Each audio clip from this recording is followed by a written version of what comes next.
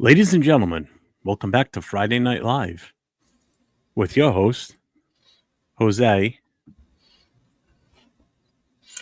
And that's Raphael. I'll take that.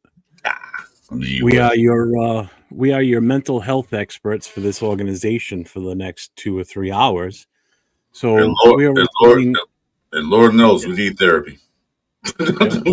we are imploring everybody that's in the chat later on when we put the link up to feel free to come on in and put your thoughts to words on the mic. We will bring that up in a moment. But I don't know, Chris. Do you feel like we're missing something right now? I guess so, but you know what I'm waiting on? So, I'm waiting for a win, and I'm waiting for the start. Just goddamn.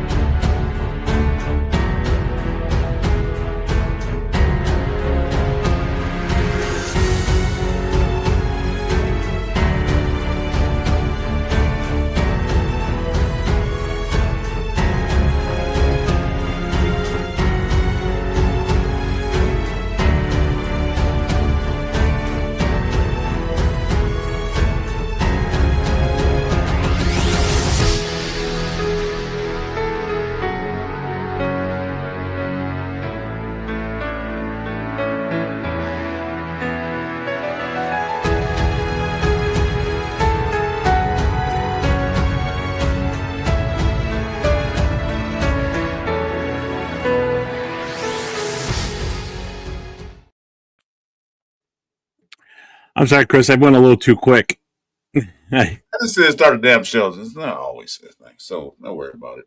Well, because then all of a sudden I saw you in the screen down below going, like this. I'm like, well, sorry. You got me short. So anyway, we started the show. So hey, what it is, what it is. I didn't know. I heard you say that. I thought you were going to say something after that. You got all the words out. You said you want to start the damn show, and as soon as you said show, boom, I hit it. Oh yeah. So you didn't get cut off. You were good. You were good. Right. So we have somebody in the back eating the crackers and the cheese in there. So and all our celery, stop eating all our celery stalks and carrot sticks, man. Come on. We'll bring him back on. Yeah, what's up, Will? What up, baby? What's going on, fellas? Not much. How you doing?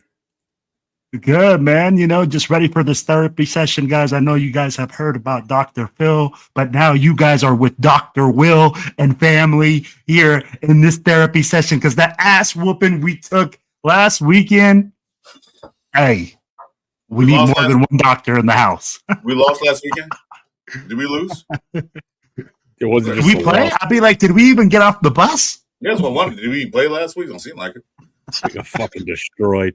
So before we get going, I want to bring this up because I saw this today and I thought it was kind of interesting to bring up. So I don't know if you guys saw this or not, but Rated Superstar, kind of use that loosely, I think, right about now. Make it a little bigger. Crosby allegedly held a players-only meeting this morning, demanding before practice, demanding every player do better going forward, starting this Sunday at home versus the Titans. He's reportedly going to do this every Friday morning from now on. So we're at week 5. Well, sorry, we're at the start of week 6 here, and we're having a players-only meeting already. How does that make you feel, Chris?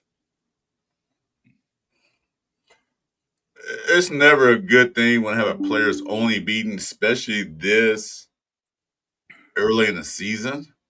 Usually, the player only players meeting is for like to get out your grievance, your gripes, and complain and all that stuff. And they do this early in the season. It's a bad thing, really bad. I don't know what's going on in the organization, but they need to fix things. What do you think, Will?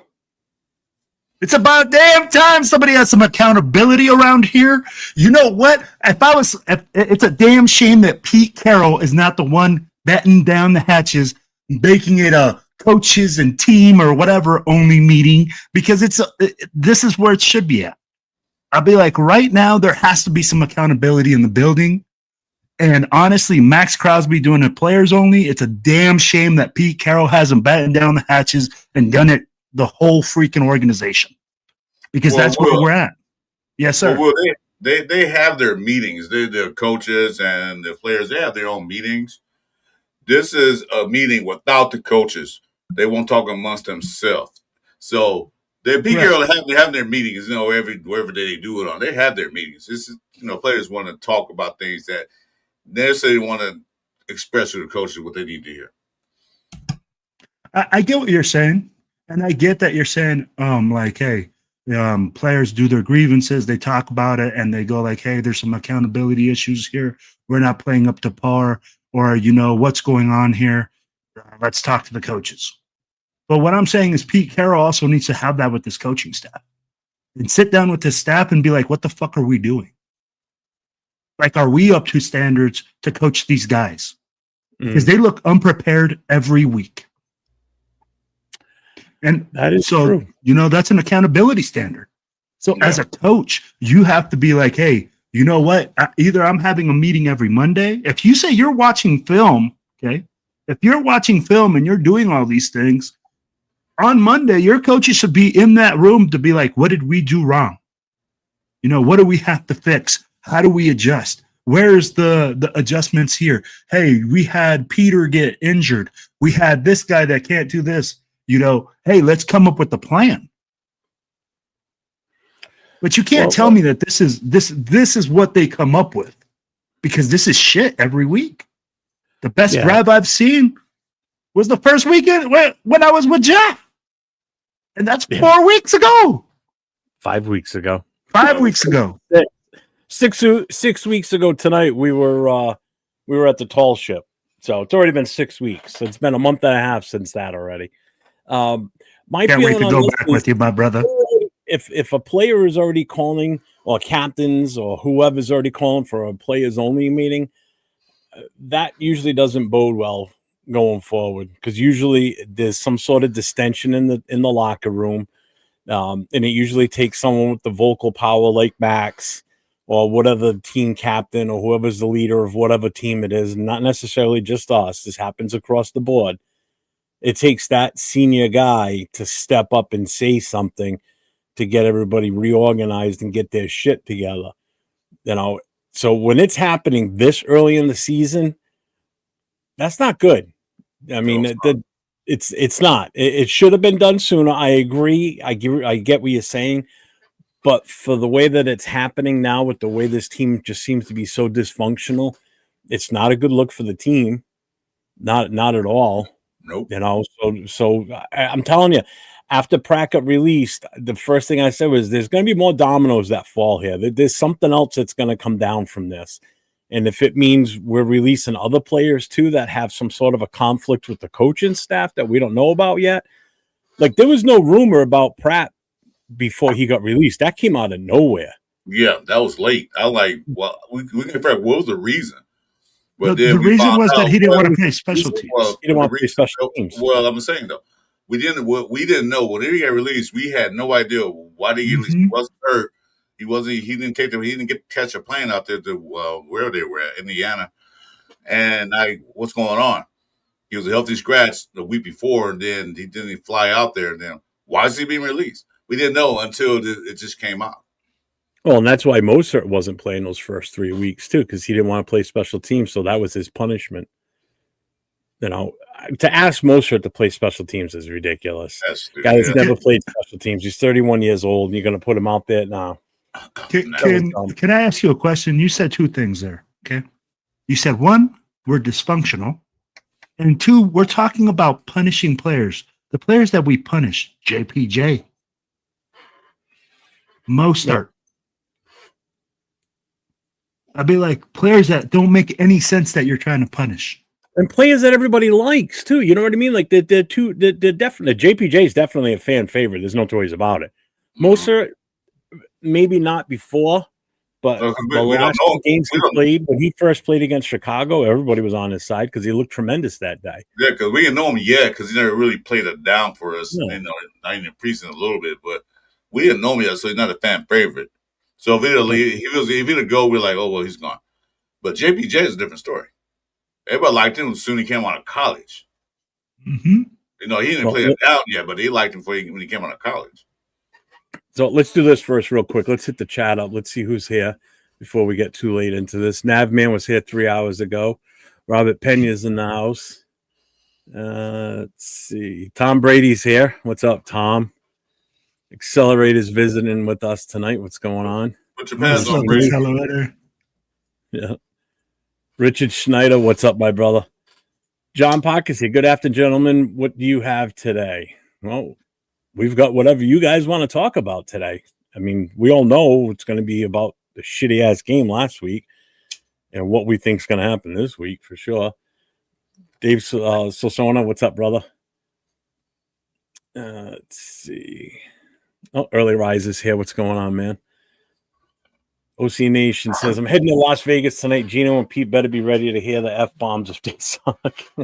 Well, either way, have a good time there this weekend. We got a couple of friends of ours that do shows with us that are going to be there. Leo's going to be there. Yeah, make sure you buy him a drink. Yeah. Yeah, so it's 8:05, I think. Billy Davis is in the house. What's up, Billy? Hey, Billy. So what's up, Nation? Chris, Jeff, chat. What's going on? Jason Downs, the other third member of our Saturday night crew, the last call. We should have a fans only meeting. Well, that's what this is. This is a fans only meeting right here. This is our mental release, our mental therapy. Tom Brady, at least you beat New England. That's a good yeah, right?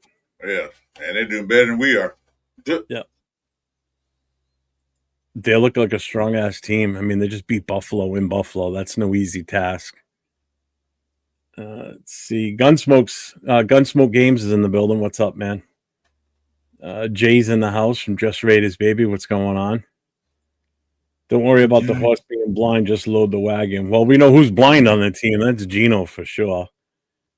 What's up, Dixon? You can't punish Gino. Everyone knows that. You can't punish Kappa. That's absurd. I'm not Bueno's in the house. What's going on? Friend Velvet. How you doing, sweetheart? How you been? God forbid Max takes any accountability. What's the under and over on picks thrown before Gino gets benched this game? I think he doesn't get benched till week 9. I don't think he's going to get benched. I really don't. I think even if he throws 3 interceptions, he ain't going anywhere. I think he's still going to be – Pete's still got – somehow he's got faith in him still. I don't know how. He should have been replaced this past Sunday. He should have been out by mid-third quarter. Game was so far out of hand. Get Pickett out there. Give him some time with the ones. It's all right. We needed to practice. Yeah. Gino still needed to practice in the middle of a season, in the middle of a game. Still needs practice time. It's a process. Remember that. It's a process. This all takes time. I swear to God, I'm tired of hearing trust the process, and this is a process, and they need confidence. Well, you keep throwing interceptions. That confidence is getting less and less every goddamn interception he throws or every sack he takes. How confident can you be as a quarterback in the NFL when you're playing like that? I know I wouldn't be. I wouldn't be confident as an offensive lineman knowing that my quarterback's getting his ass whooped behind me. Right? That's how dysfunctional we are. Accelerator says under 8 picks. What's up, Ja Raider? Check this out. Inside Seam, this report on Bills said that 4 teams are interested to interview Bills OC Joe Brady, Bengals, Giants, Raiders, and Titans. Let's go, man. Thank you at interviewing him. Oh, he's going to definitely be a hot commodity. Joe Brady? Yeah. No ways about it. And that's right there. What Dave just said. That's only a matter of time. I think it is. I think how much more frustration can he take? Let me ask you guys this. Do you think he eventually gets to that point? Start with Chris. Get to what point? Want out of here?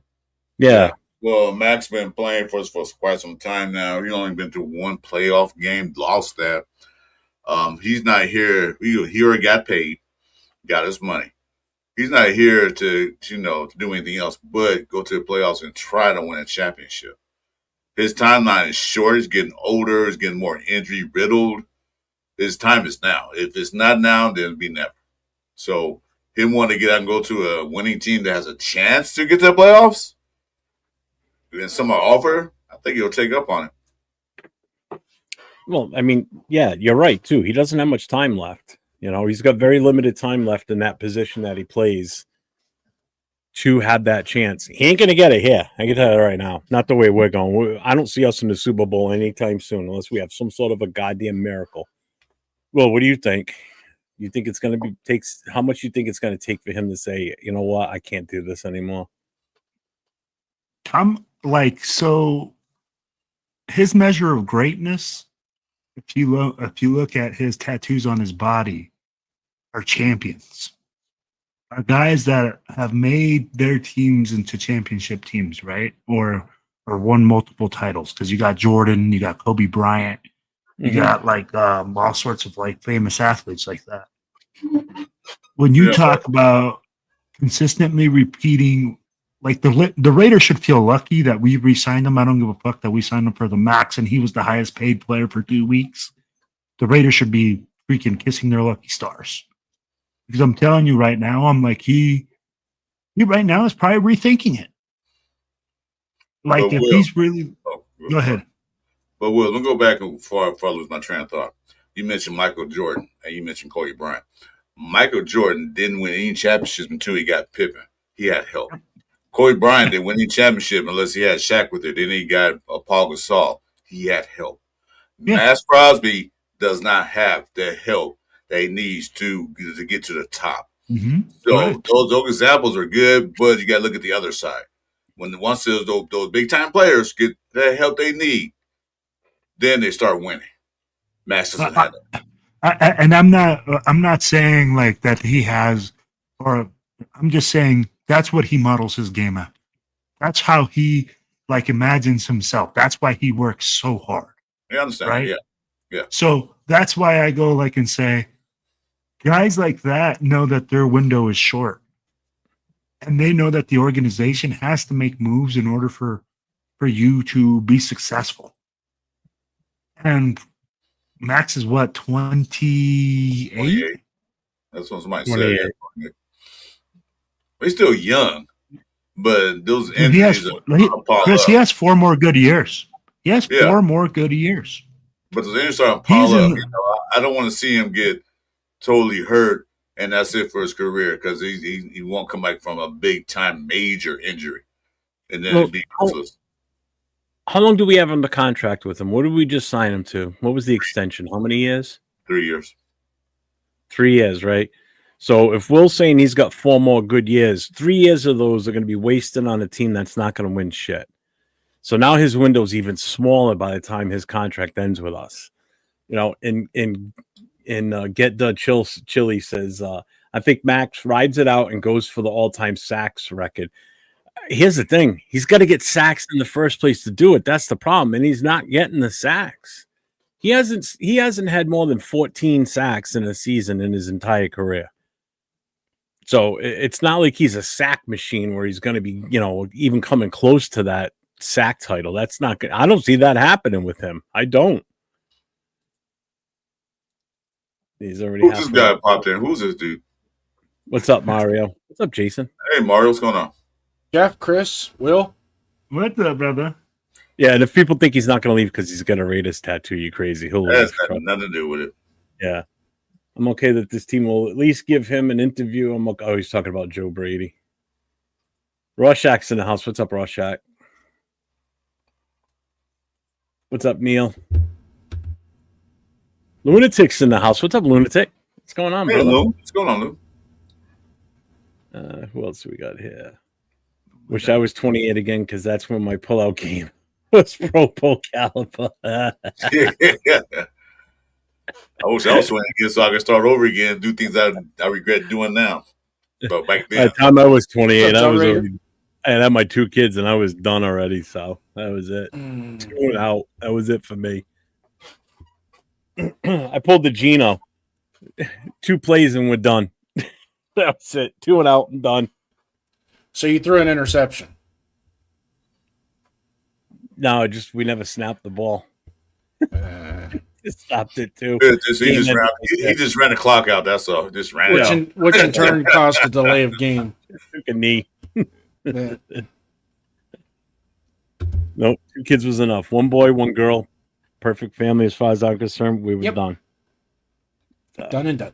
Max Crosby will be jumping up and down if we send him to the Lions. Oh yeah, there's rumors. We brought it up last night on with Nate and I last night on our show. You know, there's the rumor of the 49ers piquing some interest. Whether it's true or not, who knows? But it's out there now. If you look at just the possible fits for him, you know, Detroit. My God, him opposite of Aiden Hutchinson. Now, that's a guy that I wish we had on the other side of him. That's the guy we should have drafted a few years ago. I would have loved to seen him out there. You know, that would have been a beautiful thing watching him, the 2 of them together. That's why What's up? Detroit would make a perfect spot for him. You know? What's up, Neil? Gino puts up 270 and 4 picks this game. I'm calling it out, God. If he has 4 interceptions and doesn't get taken out, Oh man, God, no. then that just means that Pete's just here to just let him play as much as he can. I can't even understand why he would still keep him in. No other coach would tolerate this. Nope. No other coach would have already made the change. Look what the Giants did. They pulled him out quick. They swapped their quarterbacks. And did you see? I've never seen this before. Did you? I didn't see it until today. Did you see Daboll go up to the blue tent while Jackson Dott was in there? Yeah. While Russell Wilson was on the field. Scatterboo too trying to go in there. Out. He was over there trying to find out hey, are we getting him back? Because I can't deal with this Wilson guy on the field, basically. That's what it made it look like. Yeah, Scatterboo went there to check on him. They kicked him out, get out of here. Well, we need him back. I've never seen a coach go up to the blue tent like that and poke their head in and basically hey, can we get him back now? I can't watch this jackass out on the field. Yeah, the fans are booing Wilson too. Damn. Oh yeah, they booed him. The quarterback is hurt. Jackson Dart's hurt. He hasn't come in. So why are you booing? He got no choice. Yeah, I hope not, Neil. The Raider Nation needs this win to have at least some semblance of feeling like the team's trying. Together. If we go out and lay an egg this weekend, we're cooked.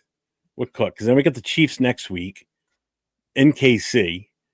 You know, so that's no easy task going there to play them, especially when they get their final piece back. They get Rice back. The way we're playing, we're going to make Kansas City look like a superstar team. KC will get the next win because I don't think they're winning this week. On our schedule pick early in the year, I told you Tennessee probably beat us, and I'll still stick with that. So I don't know. But if the Raiders do pull out a win, I'll tell you what I'm going to do, guys. I'm going to shave my head if they win. You know, the way we do shit around here, they'll probably go to Kansas City and either win or almost win the motherfucker. You like that, Will? Yeah, I heard that one. But so let's be real though, guys. I mean, this team, man, is just so bad that it looks like we're fighting for the first round or for the first pick of the draft. We're not fighting. We're doing it really easy, man. It's not a hard I mean, it looks like we are doing it intentionally to ourselves, right? Think about it. You don't pull out your quarterback who has 3 interceptions in a game. You fight with your best offensive lineman. Yeah, right. You cut a guy because he didn't want to play special teams because I don't know what the hell happened. You punish one guy for not playing special teams by sitting him as a healthy scratch for 3 weeks, but don't tell anybody that until he actually comes back.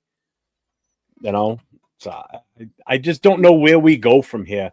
There's no easy fix for this shit. There really isn't. All right, Jeff. The It's time. easiest fix, if you had to say one, would probably be just benching Gino right now because he's lost his confidence. Jeff, it's that time. I'm gonna go ahead and send the invites. Yeah, go ahead. I'm done with Gino, man. Me too. I was never on the Gino boat to begin with. I kind of kept my mouth shut on. But Jeff, who do we go to? That's Kenny just Pickett? it. Kenny Who knows? Pickett? We go to Cam Miller? Did you AOC think, is injured. Yeah, when but we again, picked up Geno Smith, do you think he was better option than what we had last year? I than thought what so. we had last year, yes, I did. Yeah, I I thought thought it so. was better than We all than- said that, but we're getting the Yeah. production of fucking twice. At Well, this point, we owe Minshew a fucking apology. I said we've got a better quarterback back there, but let's see what happens. You know, I wasn't sitting here all like, "Oh, we're going to win a Super Bowl with this guy." Some people were on the delusion that we've got this great quarterback in Geno Smith. I don't know about that. You know, Okay, so I sent the invitation out, guys. Welcome to join in, ladies and gentlemen. It's been to my chat as well. So you're welcome to come in. What's up, Josh? guys? How you guys doing? What's going on? So the way I see it, I'm sorry, somebody trying to say something? No, go ahead. The way I see it, there's two keys to victories this week. The first is to review everything we did last week, and the second is to not do any of that stuff. That's basically it, man. Do the opposite of everything we've seen last week, and we'll have a chance in this game. That's the only thing I can really think of. But I don't even have a lot of confidence for even this game. I'm with Jeff here.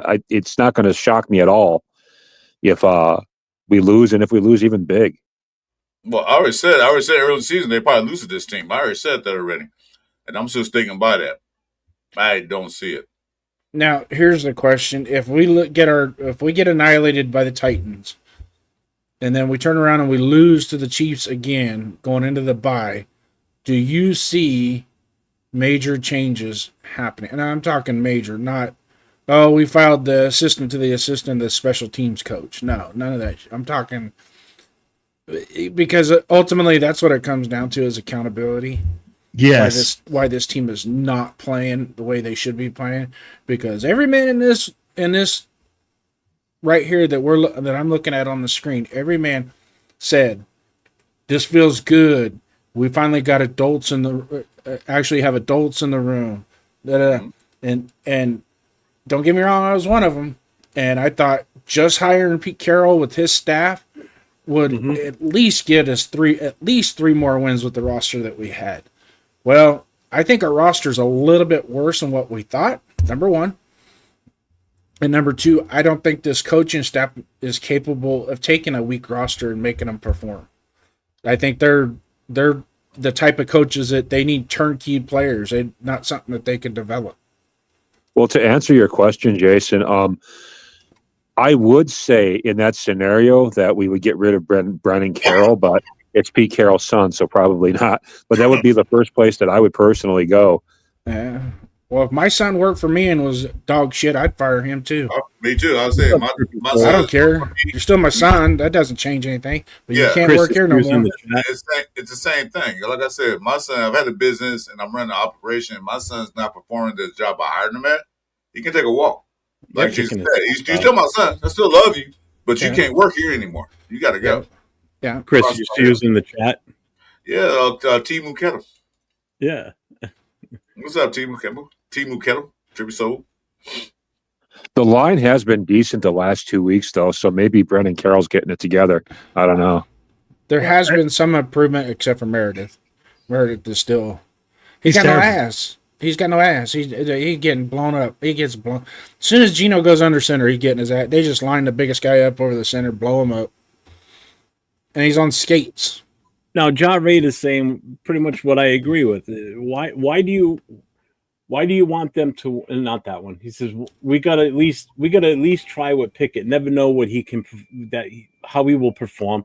He might, and it's true. He might throw for 3 TDs. He might surprise us. You never know. Not saying he's gonna, but you don't know.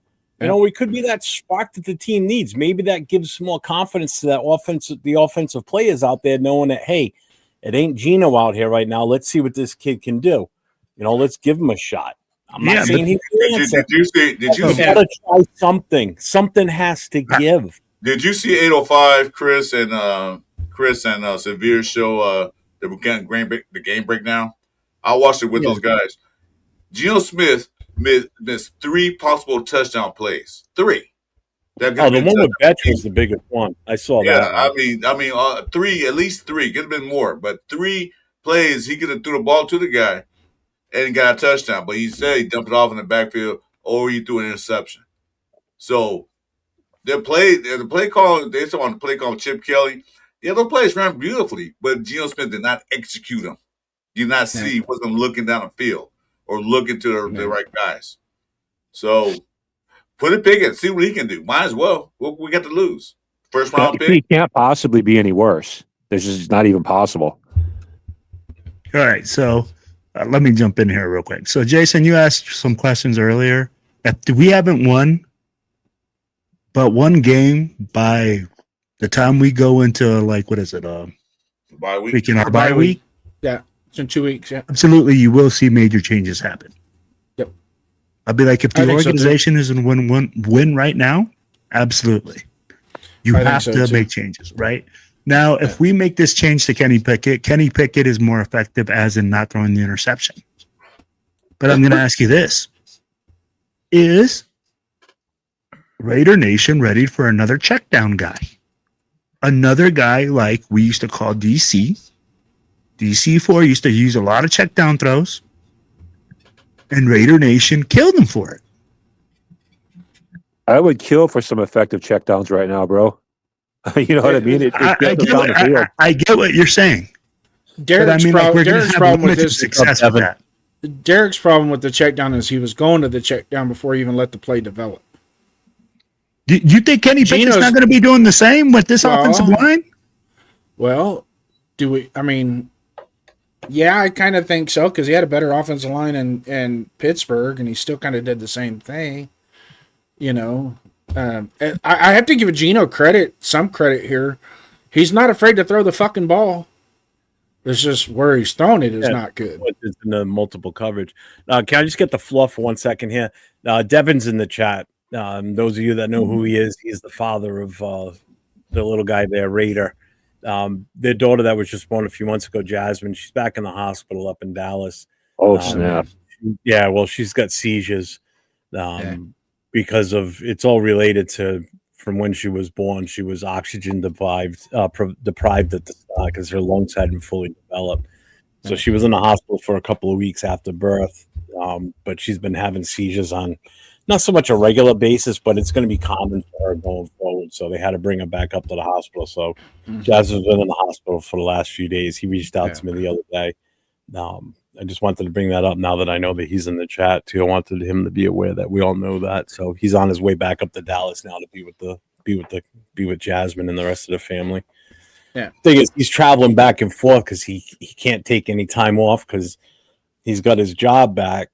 And he just can't take the time off right now, so he has to. He's forced to go back and forth. So it's the guy's tired. You know, just wanted everybody to be aware. Just stay emotional. Our prayers are with you. Yeah, Devin, lots of love and prayers, brother. Yeah. Yeah. No. You know what Gino was reminding me of now? Do you guys remember Rex Grossman from the Bears? Yeah. Same thing, except older. Rex Grossman, I swore one time throwing interception to himself. Yeah. What'd you say, Jeff? Haven't heard that name in a while, Rex Grossman. Well, I'm from Milwaukee, so that's close to Chicago, so I saw a lot of his games. Yeah. I'm pretty sure he threw an interception to himself one game, if that's even possible. Like he would have games like 1 for 14 for 8 yards the entire game. I mean, it was crazy. Yeah, it was. Yeah, he was bad. He was XFL bad. Worse than Ryan Leaf. Worse than any bad quarterback you could think of, really. Yeah. All right, back. What's up, Mo Val? Yeah. No, I truly think if Pete Carroll needs to. I know he's ride or die with Geno, but there's a point in time where he's got to walk over to Geno and say, "Hey, look, I owe it to the other 10 guys on the field to try something different. We're going to bench you." Well, I said it in the chat it- yesterday. If Gino throws 3 picks in like the first half, he'll have no choice, right? He's got no choice. Absolutely. He will lose all credibility with the other head coaches in the NFL if he doesn't do that. Well, And I would we also all like know to that the think- head coaches they like to compare themselves against other head coaches in the NFL. And Pete Carroll, if Pete Carroll doesn't rise up and do that, make that decision, then other coaches are going to look at Pete Carroll like, "What are you doing?" Well, You I would were- also like to think that there's going to be a phone call coming down from the owner's booth saying, "What are you doing?" Yeah. Whether Mark Davis gets involved in that aspect, or if it's someone else in the ownership pool that Yep. says, "Hey, this is," because it's not helping the fan base. It's not helping the organization when the fans are ready to just walk out and they're pissed, they're booing. That's not what you want in your home stadium. You don't Yeah. want that shit there. It's one thing if the guy gets hurt, like what happened in New York yesterday. Dart gets hurt, Wilson comes out, they stop booing him right away. It's because they don't want him. They're hoping that Dart's okay so he can come back out on the field. That's a different situation. This here, they're booing this guy because he just sucks. He's just not that good. He's not what we thought he was going to be. Everybody got this false hope that we were going to be this great team this year because we finally got our quarterback, and that's the narrative a lot of people were pushing. We got our quarterback. I bought it. We're It's going to not be good. the quarterback. It was a stopgap quarterback to allow us Yes, to thank build. you. Yeah. Yeah, nobody was And claiming that even Gino that- Smith was and- Drew and- Brees, but And with What's the up, game, JE? I wish we could, brother. JE says, "Hey, let's bring back Ken Stabler, Cliff Branch, Howie Long, Greg Townsend, and Lester Hayes." Fortunately, 2 out of those are no longer with us. LaMonica is still alive. fuck, I'd be LaMonica's okay with still Mark. alive. I'd be okay with Mark 90. Wilson right about now. Oh, Man, I don't remember fan morale ever being this low. Even like in the late 2000s when it was just 3-win season after 3-win season. Even then, I don't remember it being this low. Like this is Yeah, like the you know lowest why? enthusiasm you I've ever seen. I'll tell you exactly why. It's because of this. It's because of what we're doing. It's social media. Information's available so fast. You go back to the days of where it was strictly news and newspapers. You didn't have groups of fans together from other parts of the country like this. Most of the guys on the screen are from the West Coast. I'm over on the East Coast. So I can communicate with Jason in 2 seconds. Using my thumbs on my phone or being on a screen like this with people from all over the country and sometimes when off of Costco, all over the world. Talking about how dysfunctional this team is. You didn't have that back then. So I think there's more information about players and about the organization now than there ever was before social media. So I think it's easier for fans to fire off their negative take on things or their disgruntledness with things with the team. So that Which in has turn- a huge impact on that. No, Which you're in turn absolutely right. fuels, which And in you gotta- turn fuels the Now, expectation. too. That's the other- Yep. It fuels the Yeah, you're right, expectations Jason. a little bit more.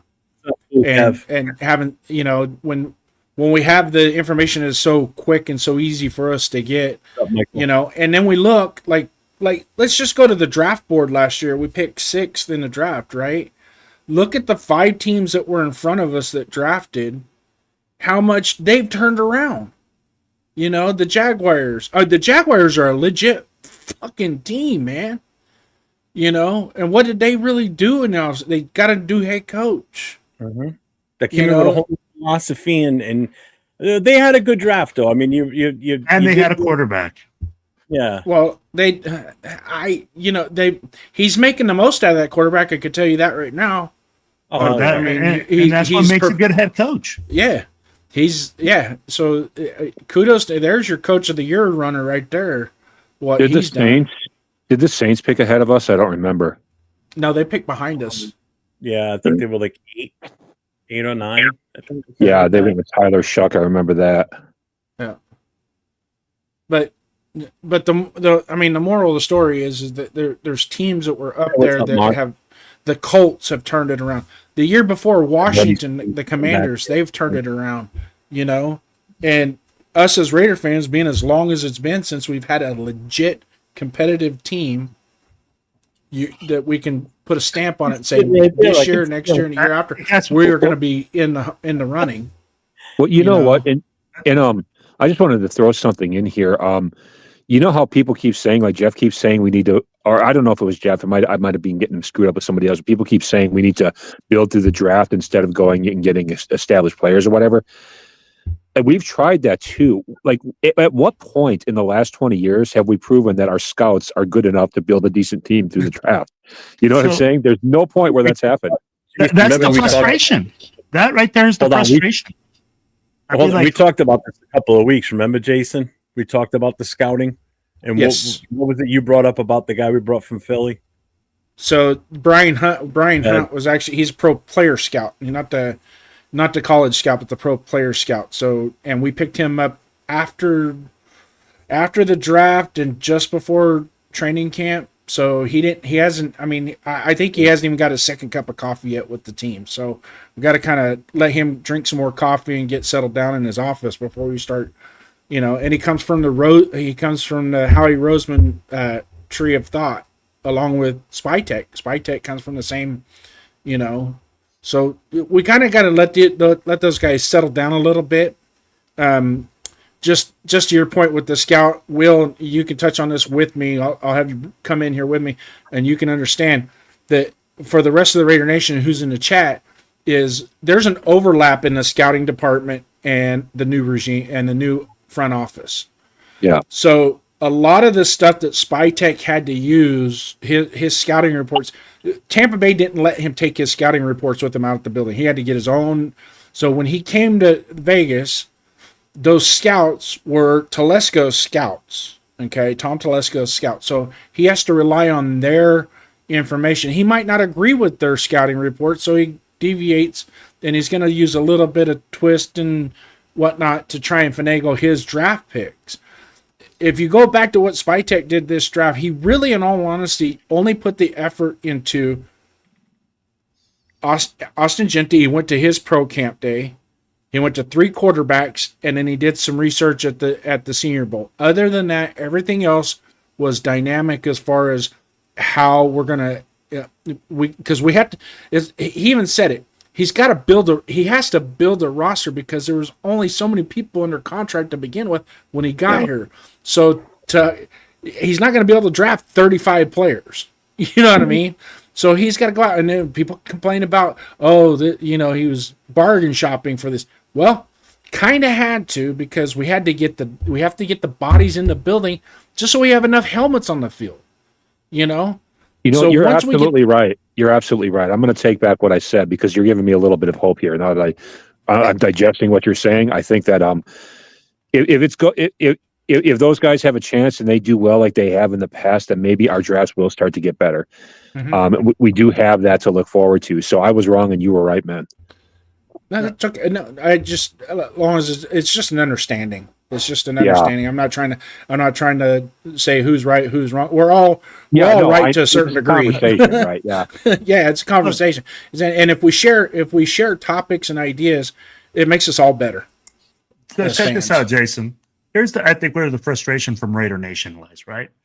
We feel like we have tried it all. We Mhm. hired Gruden. We've hired freaking Josh McDaniels, the best young Mhm. gun coach that was supposedly at that time. We hired Antonio Pierce. Now we hired Pete Carroll. He has a great reputation, and you're not Mhm. seeing results immediately. Mhm. So Raider It Nation, does after feel like a 20 hurt. years, after 20 years, you're like, dude, we've tried everything. We've tried to build through the draft. But it seems like we can't hit on the draft with whoever is at the helm. Yeah. We try to get through free agency and build through free agency.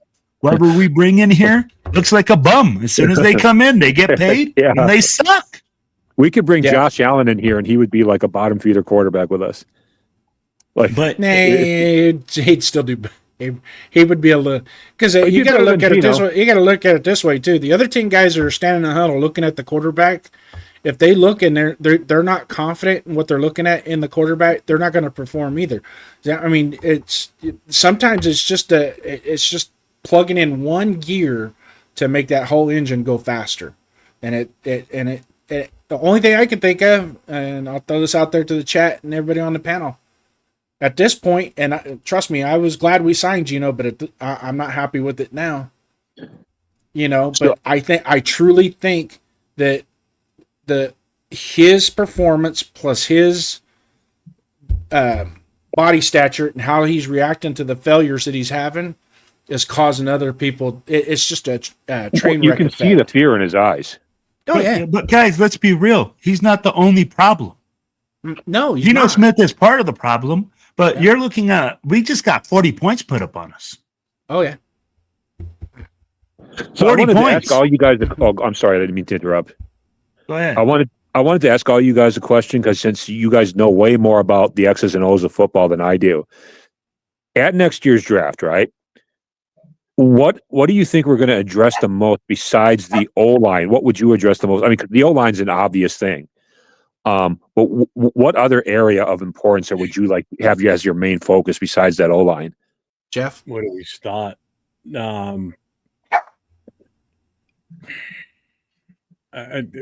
got to get some youth at linebacker. I think we need youth at linebacker and definitely a better edge rusher. Someone that can complement, if we still have Max, somebody that can complement him to the point where he's not getting double teamed or, they have to worry about both sides. You don't have to worry about the other side right now because Kuntz is not doing shit. No. He's been invisible out there, so somebody to complement opposite of Max. I know some people are going to say our secondary, our corners are weak. There's so many spots that we need help with. There really is. It's like, yeah, we don't have a strong spot anywhere. Priority's got to be offensive line because you've got this shiny new running back there that you want to be able to use. And if you don't open the holes for him and have that protection on that front line, it's all for nothing. We already blew it by drafting him and not having an offensive line game plan set up because they didn't have a game plan. Because we went into training camp and we still didn't know what the hell we were doing. We brought in a guy with Kappa who had his worst year ever in his career, brought him in for some god-awful reason, paid him a shit ton of money, and then you start fucking around with JPJ and moving him out of position. So that offensive line needs to be solidified, plain and simple. I don't care if we draft 2 offensive linemen in the first 2 rounds. If that solidifies that offensive line and gets that offense firing on all cylinders, guess what? That takes the pressure off the defense immediately anyway. Yeah. Because if you sustain drives, the defense gets a fucking break. The other team's defenses take the beating all game long. Right. And we can still get some really good D linemen in the 4th, 5th, and even 6th round.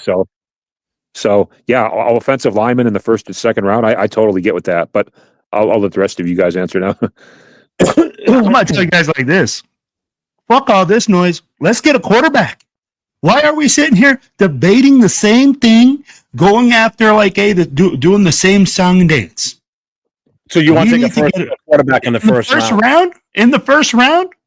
If we got a guy that's possible that we look as a franchise guy, hell yeah. And we're right back. I'm going to ride with Geno another year. Are you going to ride with Geno another year? Yeah, but why can't we? What says we can't get a quarterback in the 2nd round? Or 3rd for that matter. Because you're going to get because we're looking at a franchise guy. Yeah. If you're saying that we can get a franchise guy in the 2nd, then let's get him in the 2nd. But I don't see too many franchise guys coming out in the 2nd round that are pre-evaluated that way. More than likely, we're going to have a top 10 pick. Let's face it. Or we're going to have a top 5 pick more than likely this year. Okay. The way we're going. So you want to use that number 1 pick in the 1st round that we're going to have, our first pick. You want to use it on a quarterback when we're going to be in the same boat. We're going to have a great shiny quarterback and a great shiny running back with no protection up front. But you're saying no protection. We can pick up protection in the 2nd and 3rd. You said it. You're going to let me finish now. So you're saying to grab that quarterback. So now we're going to put a rookie quarterback out there with a 2nd-year running back, a 3rd-year tight end, 2 2nd-year wide receivers, and a half-ass offensive line, and you expect the offense to be better? Now let me hit you with this. Hit me with so what? You're gonna get an offensive lineman. You're gonna put Geno Smith back there, and he's gonna collect 35 interceptions by the time Game 5 comes around. Well, who says it has to be Geno? Right, but here's the thing: why can't we upgrade the line in the 2nd and the 3rd round? Because tell me a quarterback that has had success immediate impact on their team that has been drafted in the second and the third round. Well, what Jeff is trying to say is that we could draft a quarterback who has like the next Joe Montana type of potential, right? But as a rookie, he is going to get smashed behind this line anyway. So we understood. We got to shore up our line first before we really do anything. But here's the thing: there's more offensive linemen that are going to be effective in those later rounds than there is quarterbacks. How do you know that? We thought that this How year. many quarterbacks are coming out in the draft? I don't know. I don't even look A at lot it less yet. than offensive linemen. Looking at that, in my eyes, anyway. If you're looking at it, there's more offensive linemen that come out per year than quarterbacks, and especially top tier. Are you echoing, or is that just my phone messing up? I don't know. I'm echoing on somebody's phone. It's actually my mic. I'm adjusting it right now. All right. Okay. So yeah, I haven't heard from Jason or Chris yet. What's your opinion on what you would address in the draft? You Go guys, ahead, Chris. Go ahead, Jason. You know. Go ahead.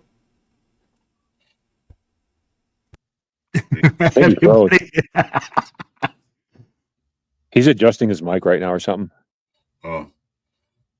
We're just in the draft. Yeah, Well, what would be your highest area of focus?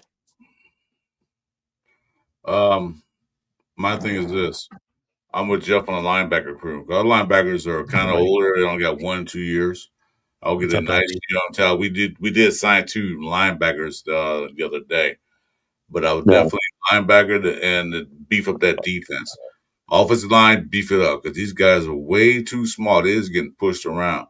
We need to get some guys in there that can not get pushed around. So offensive line, and some defense help because that's what we need. Okay, quarterback. What Will was saying is fine, but I wouldn't take a quarterback in the first round. Like Jeff said, anybody like a lot of people saying, we'll be right in the same boat. You're gonna throw a rookie out there with a bad offensive line, and he's gonna get shell shocked, and he'll be useless for the rest of his career with the Raiders. Okay, Geno Smith might not be the answer, but at this point in time, we do need a quarterback. I say draft a quarterback every year, but not in the first round, not in the first 2 rounds. Because I'm looking at college football right now. There's only 2 quarterbacks out there that stands out to me. The dude from South Carolina is another guy that's watched. But are they worth the first round pick for us? Absolutely not. We had a golden opportunity back when they drafted Penix and Bo Nix and all those guys. We had an opportunity to get one of those guys, but we didn't. So doing it now, it's a little late. If you draft a quarterback, who does say Pete Carroll won't start him anyway? If Geno's still there, he's not going to start him. So instead of wasting that pick, get some help on the defense and offensive line. We got a running back, and we also need another receiver, a good strong receiver, because Lord knows that Thornton, I thought would be a good receiver, but the guy is weak. I watched a couple of games where the D-bag, he tries to put the push, and he's pushing, he took a step back. I'm like, what the hell? Get some muscles. Maybe he'll build up this year, but, we get a stud receiver. He doesn't get a whole lot of separation anyway, a lot of times, what I can see. No, he doesn't. None of the receivers do, except for maybe Tugger. That's it. Well, what about you, Jason? You're the last one to. You're the last man up here. If in the first round, you always pick best player available, no matter what. So that's gonna be your golden child, is your first round pick. So it has to be the best player available. So if it's a strong safety or a corner or a tackle or usually guards aren't going to be rated as a top 5 pick. Quarterback, if it's a quarterback, do we need a franchise quarterback? Absolutely, we need a franchise quarterback. Yeah, I'm not denying but that. with Jeff hits the ball out of the park with this is why go get a stud quarterback that all he's going to do is be running for his fucking life for the next 10 years. Well, exactly. Yeah.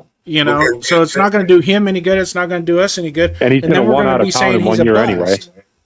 Then we're going to be saying, "Oh, he's a bust. He ain't a bust. He ain't got no." How do you call it? How do you call David Carr a bust? You can't. The poor dude didn't have a fucking chance, man. So, I, as you said, best best available player. What's that? Where he yeah, runs? Jason, you're echoing. Yeah, no. Yeah, I had to take my earbuds out, and they fucking died. Okay, so the best player available. What if it's a running back? Do we take him? No, Yes. a running back. Why? Why would you? If you're using his logic, of best player available, yes. Mozart and Genti is going to be a good double punch for years to come, though. Mozart Hold won't on. be here next year. No, he won't. The way Yeah, I that don't- teams build like that, right? The way that they go, if they go BPA, it doesn't matter if you got a good left tackle. They're still going to take the best left tackle available, right?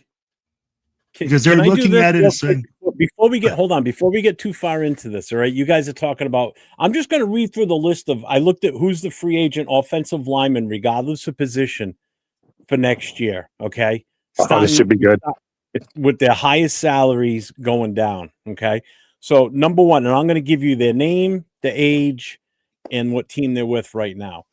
I'll give you their position. Braden Smith, right tackle, 29 and a half years old with the Colts, 17 mil a season. Jonah Williams, right tackle, 27 years old, Arizona, 15 million. Joel Bitonio, guard, 33, going to be 34 years old soon. Cleveland, 15 mil. There's 3 Cleveland offensive linemen here. 2 guards. Wyatt Teller, guard, 30 years old, 14.2 million. Cam Robinson, left tackle, 30 years old, Cleveland, 12 mil.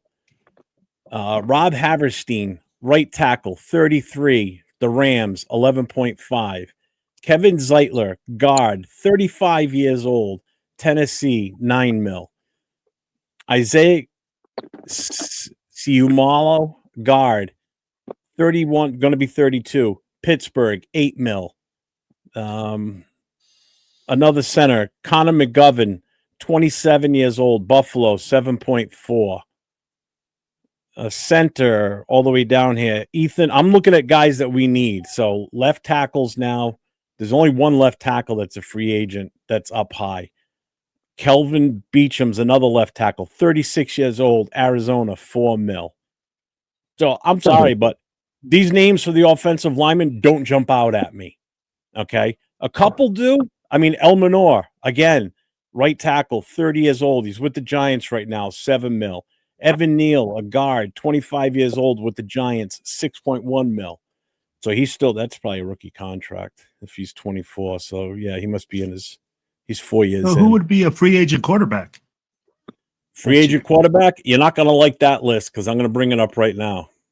This is going to be funny. This is going to be comedy. That's worse. So free agents, Daniel Jones, Aaron Rodgers, Russell Wilson, Marcus Mariota, Zach Wilson, Tyrod Taylor, Joe Flacco, Kenny Pickett, Jimmy Garoppolo, Mitchell Trubisky, Case Keenum, Trey Lance, Josh Johnson, Carson Wentz, Josh Johnson? What? Teddy Bridgewater, Gardner Minshew, Tommy DeVito, Sam Howell, Jake Browning, Skylar Thompson, Kyle Allen, Malik Willis, Brandon Allen, Josh Johnson. That's it. I didn't even know Josh Johnson was still in the league.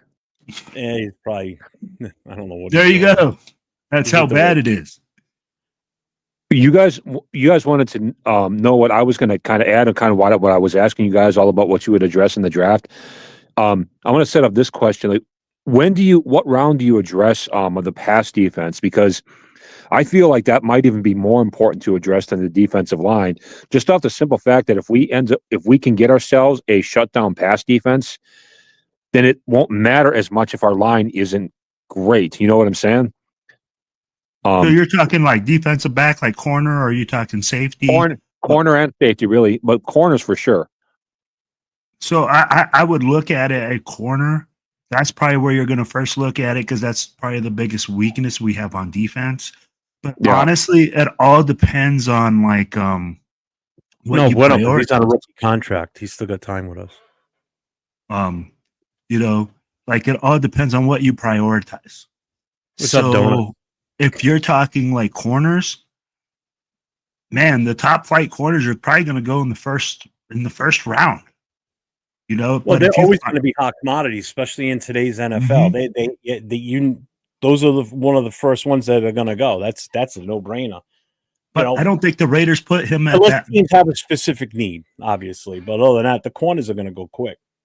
If I'm doing it, okay, and that was the only position of need, or if with the Raiders right now, if I was the GM for the Raiders, I'm really like looking at it in the third round.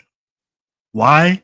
Because I see too many weaknesses. As in, I can either, like we said, we can pick up an offensive lineman, we can pick up a quarterback, and I'm looking at a franchise. If I'm looking at a franchise left tackle, if I'm looking at a franchise QB, I have to take those guys. Yeah, So, who's out I there mean, for corners? Read that comment right there. You just said it. And the Cowboys are going to scoop up all three in the first round with all those picks they got for Micah Parsons. Jeff, can you pull up who's out there for corners? For corners, yep. Let's see. That's got to be a better list because there's some good corners out there right now, man. I will tell you this: the first three are all over 32 years old. Jimmy Ward. Well, again, they're ranked by salary. They're not ranked by how good they are. They're going highest paid to lowest. Okay. Jimmy Ward, free safety, 34 years old with Houston, 10.5 mil. Darius Slay, 34, going to be 35, Pittsburgh, 10 mil. Jonathan Jones, 32 years old, Washington, 5.5. Amik Robertson, 27, Detroit, 4.6. Jair Alexander, 28, Baltimore, 4 mil. Eric Stokes, us. So he'll be a free agent. So we either have Jair Alexander would be a great pick for us, brother. Who? Jair is really good. He's the one that was injury prone that everybody was going gaga over. No, I think he played with the Packers. Yeah, he was with the Packers. All right, that's the one then. I think everybody was like, "Oh yeah," but he was like super injury prone. He hasn't played many games in his career because of injuries. It's not good.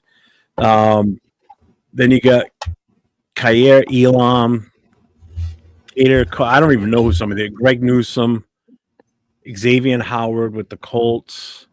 I just so you put a big This list concern isn't for that me. great. The When you cornerback said- free agents are not that great. Oh, it's better than the O-line picks or the O-line Darnay picks Holmes is that's a out free there. agent, so he's a free agent. We've got him. Well, I'll tell you like this, Jeff. When you're playing corner, you're 34 years old. You're too old. How old? 34 is too old to play corner. Oh, I believe that. I'd go with that all day long. Yeah, I'm looking at corners. If you're looking at corners in free agency, you have to look at a guy that's 27 years old or younger. Yeah, Kai Blue Kelly is he's a free agent after next year. So your two corners are free agents next year. Jair, if he did stay healthy, though, would be a great help to us, man. That dude is mega He's a good talented. player when he's out there. That's the problem. His biggest, again, the old saying, your best ability is availability, and his isn't availability. And he's struggling this year. I mean, he's on the struggle bus. Like LV said, Jair is not Jair anymore. Yeah, he's washed. Yeah. Seriously, he's not as good. What's up, Ricky? How old is A.J. Dillon, just for some extra running back help? I think he's like 30. Every time somebody says A.J. Dillon, I think of the Dillon that used to play for the Bengals and the Patriots. Yep, that's the same thing I was doing right now. I was like, that was Corey Dillon. First name I think of, the first person I think of. Free agents next year, Najee Harris again, Austin Eckler, Travis Etienne. I like him. Javonte Williams, Rico Dowdle, Nick Chubb, Elijah Mitchell, Breece Hall's going to be a free agent. Kenneth Walker, J.K. Dobbins. Kenneth Walker's good. Mostert's a free agent. Kareem Hunt. A.J. Dillon is in here. He'll be a free agent. 1.3 mils is current. Is really Zamir White's. That's right. So Zamir White, this is his last year, so he's going to be done with us. I don't see us keeping his ass. Wouldn't it be nice to get Breece Hall for Zamir White? That would be awesome. Here's somebody that's intriguing that's going to be available next year is Tyler Algier from Atlanta. Really? He's good. It's just that he's stuck behind Bijan now because before Bijan came in, he was the top dog over there. And Bijan is obviously better than him, but Tyler Algier, he's only 25. Yeah, he's decent. Yeah, he's been in the league 4 years, so that's still going to be his. Well, I don't know what round they drafted him in, but he's getting 900,000, basically almost $1 million. He's like 26 or 27, right? He is 25 years old. Oh, heck 25 yeah. 25 years and 4 months. Even this kid in Arizona too, Amari DeMercado. Yeah, he'll be a free agent. But Travis Etienne, so that's a running back, right? So those are all running backs, correct? So how high on your priority board? Rashad White's going to be available next year. Rashad White, and he's going to start this weekend because what's his name's out.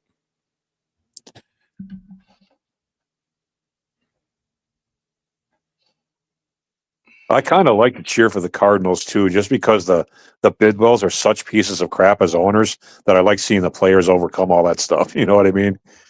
Hey, what's up? What? Federator, he played till 39, but he didn't play at corner till 39. No, he played free safety and he played safety.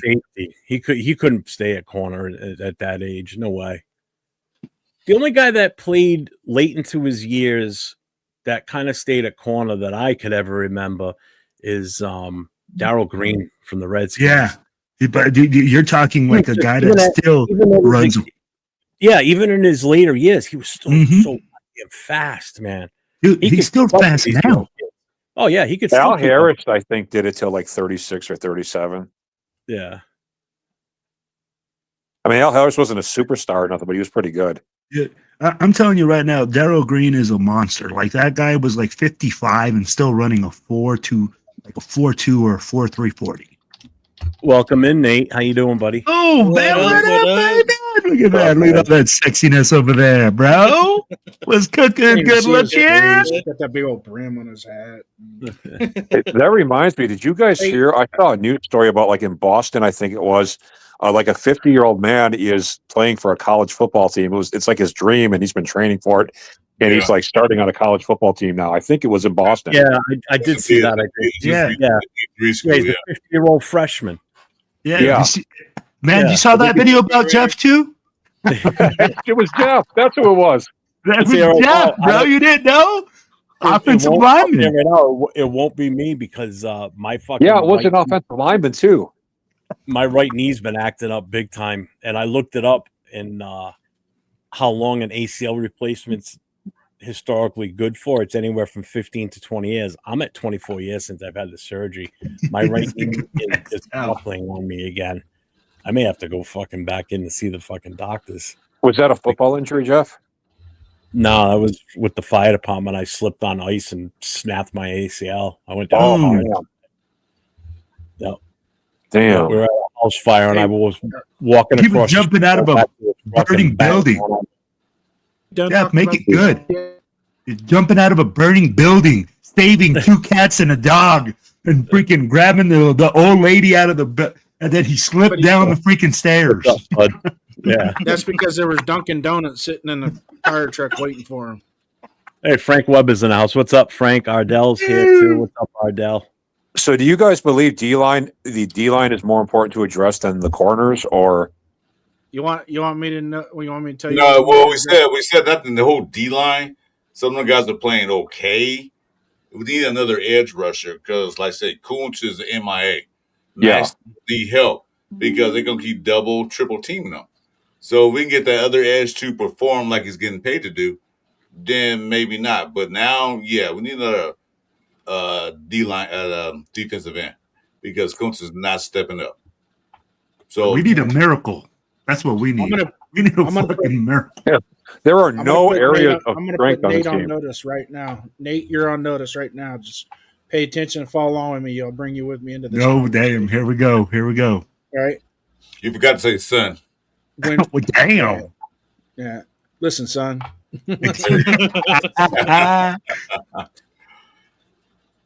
Our priority. Leo's in the chat.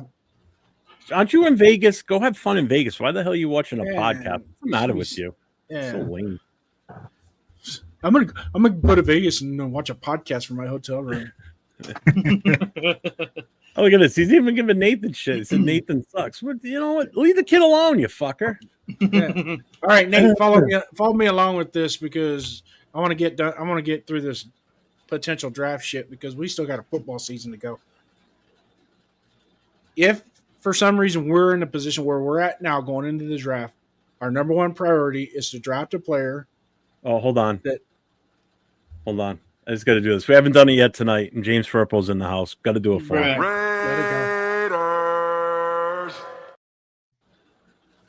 Proceed. All right, you ready? So, as Yeah, go ahead, Jason. by the president of the franchise here. So Nate, follow along with me. Wait, just hold on. I gotta say something right quick.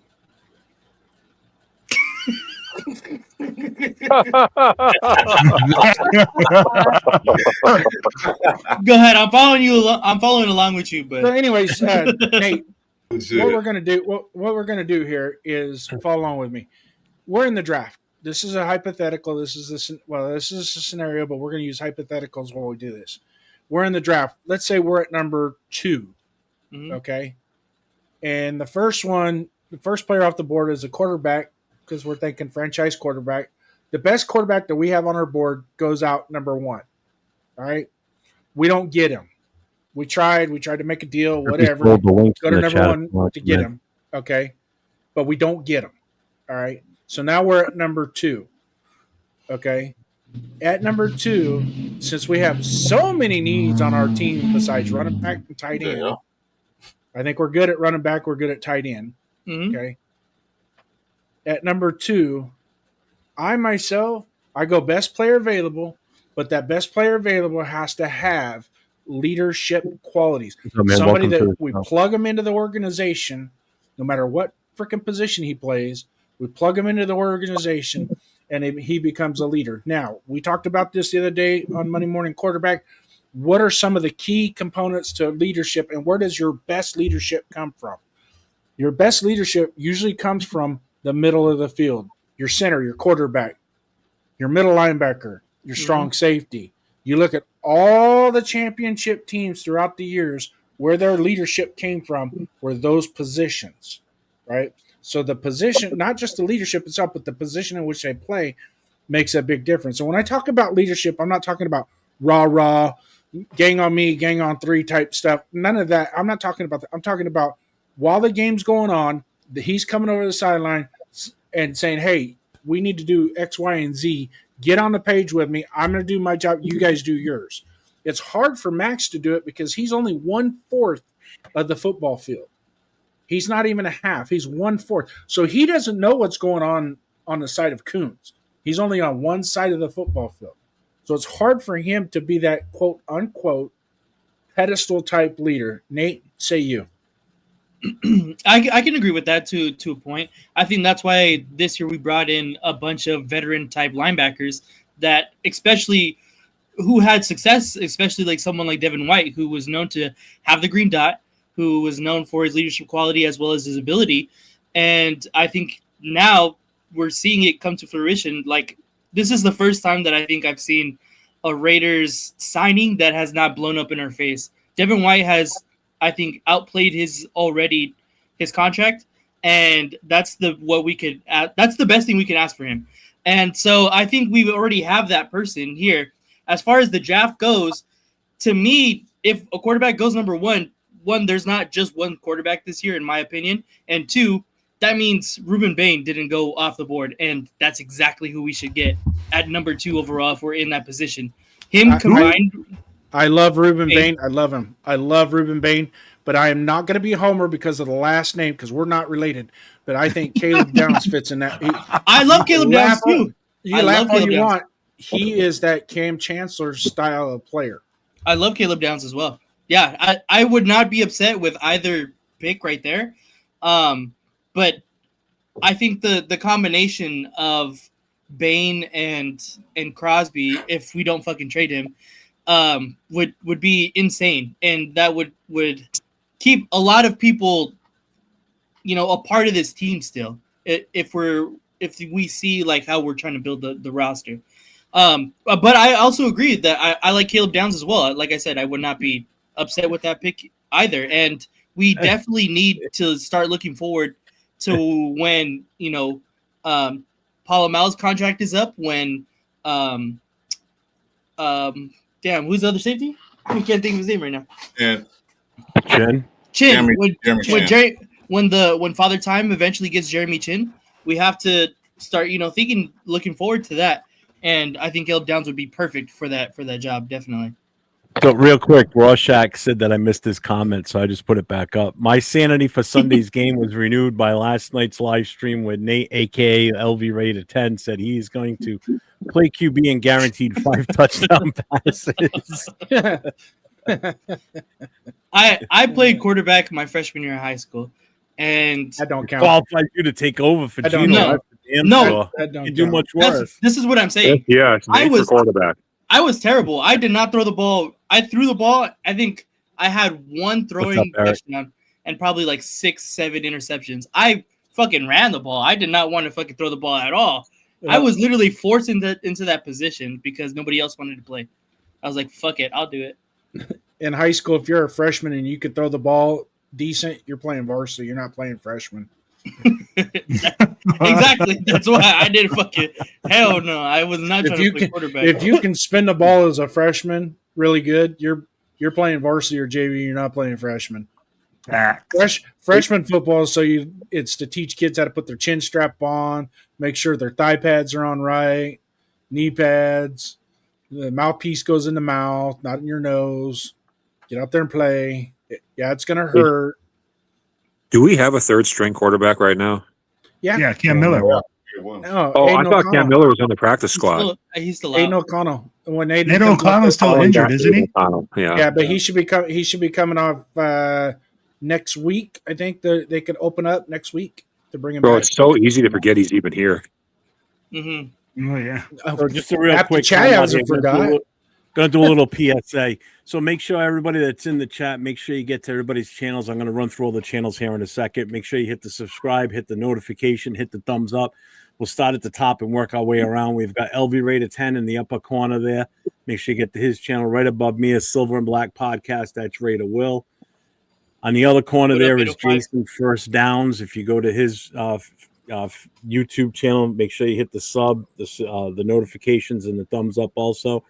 Next to me is Chris for Raiders. Make sure you get over to his channel, hit the sub, hit the like, hit the thumbs up, hit the notifications. Myself, Jason, and Chris will be on tomorrow night for the Raiders Last Call podcast, starting at 9:00 p.m. Eastern Time, 6:00 Pacific. We'll be highlighting and talking about the upcoming game on Sunday versus the Titans at home in Allegiant Stadium. And I know he's in the chat. So just this weekend is Leo's birthday weekend. He's in Vegas for the game. He's out there celebrating his birthday party. So Leo, have a happy birthday and enjoy your weekend while you're out there, brother. Hope you have a good time. Yes, sir. Win one for you, brother, and you come home. You come away from there with a win because I know we all need that. This whole Raider Nation Closer to 50. Yeah. And over here on my other side is Josh, as also known as Accelerator. Do you want to give you a channel, or what do you want to do? Well, my channel isn't created yet, but it will be dropping not next week, but the week after. That's Hobo Raider. Did you want to talk about it, or should I? No, go for it, man. It's your channel. You talk about it. Good. All right. So for people who are interested, okay, so I'm doing a different thing with the channel. I'm starting I'll give you guys a little bit of backstory, but not too much. I used to be a formerly homeless panhandling drunk. I was one of those guys that you saw on the street corner that held up signs that said "homeless, please help." But I got my life together, and to make a very long story short, I just received a graduate degree from the University of Iowa. So I've turned Damn. myself around. And, Congratulations, my man. Yes, yeah, sir. thank you. And so I want to start a channel that's a little bit different than other Raiders channels, where I talk about like my life experience in the streets and how I work my way out of it, but also do a lot of Raiders talk too. So it's like my street life and how I work my way out of it, but a whole lot of Raiders fandom mixed in. And so it's going to be called the Hobo Raider. because me being like a former hobo, you know what I'm saying? So it's going to be called the Hobo Raider channel. And Jeff has already seen my intro video. It just hasn't dropped yet, but he said he liked it. Yeah, it's pretty good. Yeah, so that's coming. It doesn't exist yet, but if you guys can remember Hobo Raider, that'll be dropping in a couple weeks. Thanks, Jeff, for letting me even say that. No problem, man. So, And thank you. Yeah, make Accelerator. sure you guys get over to everybody's channels. Show everybody the love. Spread the viewership around between us all too. Get over to Chris for Raiders, get up to Jason's channel, get to Will's at Silver and Black Podcast, get over to Nate's at LV Raider 10. I'm on subscriber only mode. I know Chris is. Nate, do you have yours set that way too? Actually, I don't. I I think just hopped on Will quick, does. that's Jason, I don't know if you are or not, but yeah, we're all on subscriber only mode right now. I didn't even put my channel on here for this live stream because I wasn't planning on being here very long. Nate, how many Will, subs every did you time, pick every up? time I think I'm going to check out, Will starts talking and I can't leave. He's talking. What's up? Okay. What's going on, brother? Nate, how many subs did you pick up last night? Ooh, A lot, man. This guy got like 23 or something like that. something like that. Yeah. Look at that. Look at that 25 smile, at least. bro. Look at that smile. Look at the cheese right there. Yes, sir. You deserve it, That was homie. dope. Yes, sir. Appreciate That's that. dope. Thank y'all for listening and subscribing to my brother's page, man. And they're all out of high school, so they count. Well, hey, let me ask you guys this, man. We've talked about it, and we talked about this last game. Now, going into this Titans game, what are the things that we need to do in order to win this game? I don't want, you don't have to tell me about everything about the future, but what are the things that we need to do and establish and do well in order to win this game? I don't want to know a score. I just want to know what we have to do. There's And only one Chris, way to do it, man. We have to run, and hope it works. That's our only chance. Bring out the wishbone if you have to. Run the damn ball. Yeah. We make use of both Genty and Mostert, like I've been calling for every week, and they're starting to do that. But we're not going to get anywhere with the passing game, even against the Titans with Geno at the helm. So, I mean, he might make a couple of decent throws if we establish the run, but our only path to victory, no matter how well, even if the defense plays perfect, our only path to victory is through Genty and the run. No. Hey, real quick, Josh. Our path to victory. Our path to victory is a fucking light to special team up.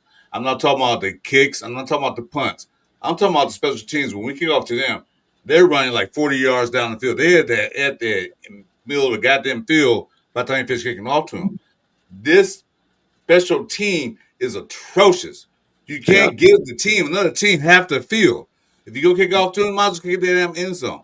But you kick off to them, try to be in the 20-yard mark, and then they run the ball for 30, 40 yards, and they on our side of the field already. They got to fix that shit first.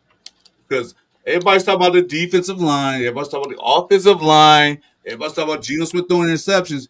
But there are three factions of this team. Defense, offense, and special teams. The special teams, when they punt the ball down and they help defense out, pin the team back. Or when they do a kickoff, they pin them back. So defense have more of a field to cover, and less offense have to go. The offense have to go more down the field. When the team is starting, their average starting point is the 45 to 50-yard line. The defense is like already in the hole already. So that's the key to victory. Get the goddamn special team working like they should be working. Because I know for years the Raiders always had a good special team. You got good punters, good kickers, good coverage. This is the first year I've seen this special team look so damn bad. It reminds me of the guys playing on the street, man, playing regular football on the street. That's what it looks like to me. So Yeah. that's my key to victory. Real quick before anybody else says anything else, Las Vegas Aces just won the WNBA championship. Just Did Their they? third championship in 4 seasons. If only we could get so fucking lucky. But Josh, real quick, there's 2 people in the chat here. Chirpy Soul said, "Bring me on the pod, Hobo Raider." Oh, absolutely. I I'm going can get screenshot you this so I remember. Yeah, Trippy, if you hit me up, send me your info, and I can get you 2 in touch with each other because I got Josh's email and everything. And Pudx said, Pug 15 says, similar story, bro. Homeless to lawyer. Hit me up if you ever want to collab. Yeah, So, I just screenshotted that comment too, so I'll remember his handle. Yeah, Yeah. thanks, brothers. Don't Thanks, forget me, Accelerator. I will come on your show. And Absolutely, man. Well, I see you all the time too, so there's no way I'd forget you.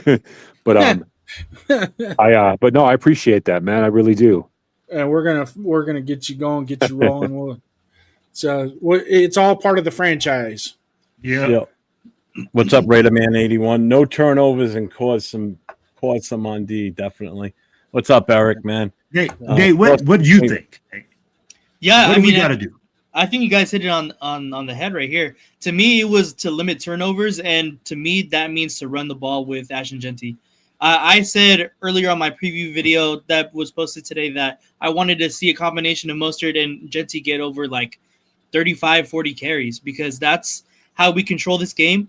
That's how we keep the opposing offense off of the field. And that's exactly how we keep the ball out of Geno's hands and causing turnovers, is by giving the ball to them. So that's exactly what I want to see.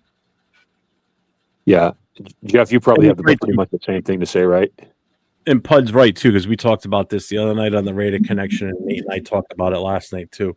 Was Geno coming out in that press conference and just blaming everybody else but him, which was that's your captain.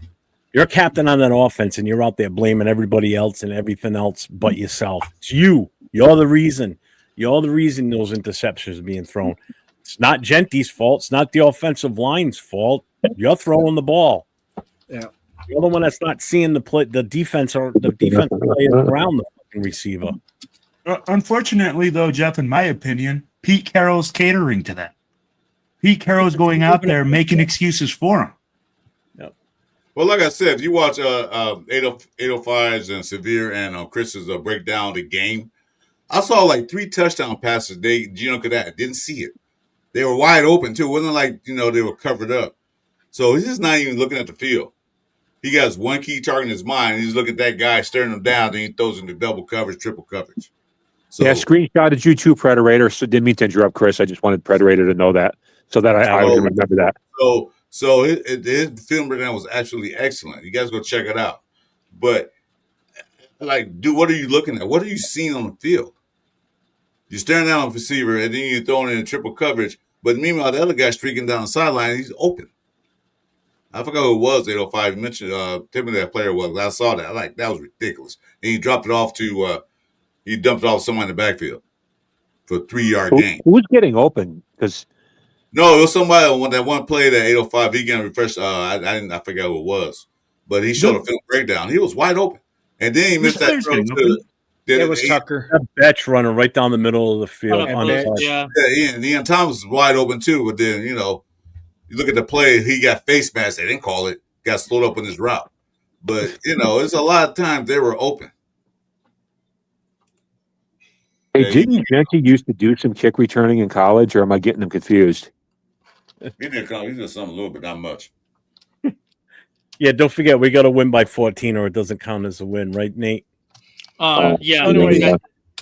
That was from Wednesday night show. Well, He's like, we got to win by more for it to count. I'm like, I don't care if we win by a half a point if it's possible. I don't care if we win by a 1/10 of a point. As long as we win the damn game, I just want to. I don't care if it's 2-0. We win by a safety at the start of the game and then nobody scores. It's a boring game. Well, we're up here by 3.5. That's unusual that we're favoring the game. I would bet odds with Vegas that we don't win by 14 once this year. Get the favorite for the most part. Hey, I'm going to check out for the rest of the night. If you guys are on at 3:00 in the morning still, that ain't happening. Fine. Say that right now. You'll wake up at 7 and we'll still be here. But then again, once again, tomorrow, just a reminder for everybody, tomorrow, Last Call podcast, myself, Jeff, Christopher Raiders. No, I'm not going to be there. I got my pink slip today, so I'm not going to be there. You got fired on your day off? Yep. Fired himself. He's HR. He's fired himself. I laid myself off so I get that unemployment. Don't make me drive down to California City myself. You won't find me. Yeah. So, anyways, gentlemen, you see 5 messages in the chat. Talk to you guys later. Yeah. All right, Jason. See you later, brother. Guys, I would bet odds with Vegas that we don't have a 14-point win this whole year.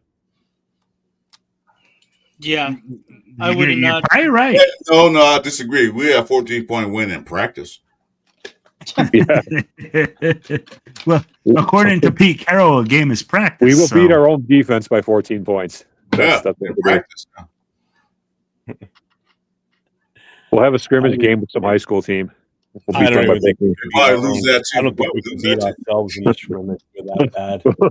We'll play someone from Snoop Dogg's football league, and Yeah, we'll go beat against them by 14. We get a bunch of We'd kids. probably lose to Bishop Gorman. Yes, Chris, at the Slauson line. I Hey, ain't been there. Snoop has gotten a lot of people into the NFL. Yeah, you did. I haven't been there in years, Prairie Red. I don't know if it's still there. I don't know. It's been long since I've been there. I know you're talking about Slauson Wall Swap meet. That was that. Yeah, don't forget the game's a practice. It's a process. We're they need to practice while they're out there in the middle of a game, in the middle of an NFL season. But we're still practicing and ensuing confidence. I don't know what kind of confidence anybody's got right now in this fucking team. No, I only know about the Slauson Yeah. swap meet from rap songs. Just so you guys know. Oh, yeah, that was a play. That was a spot.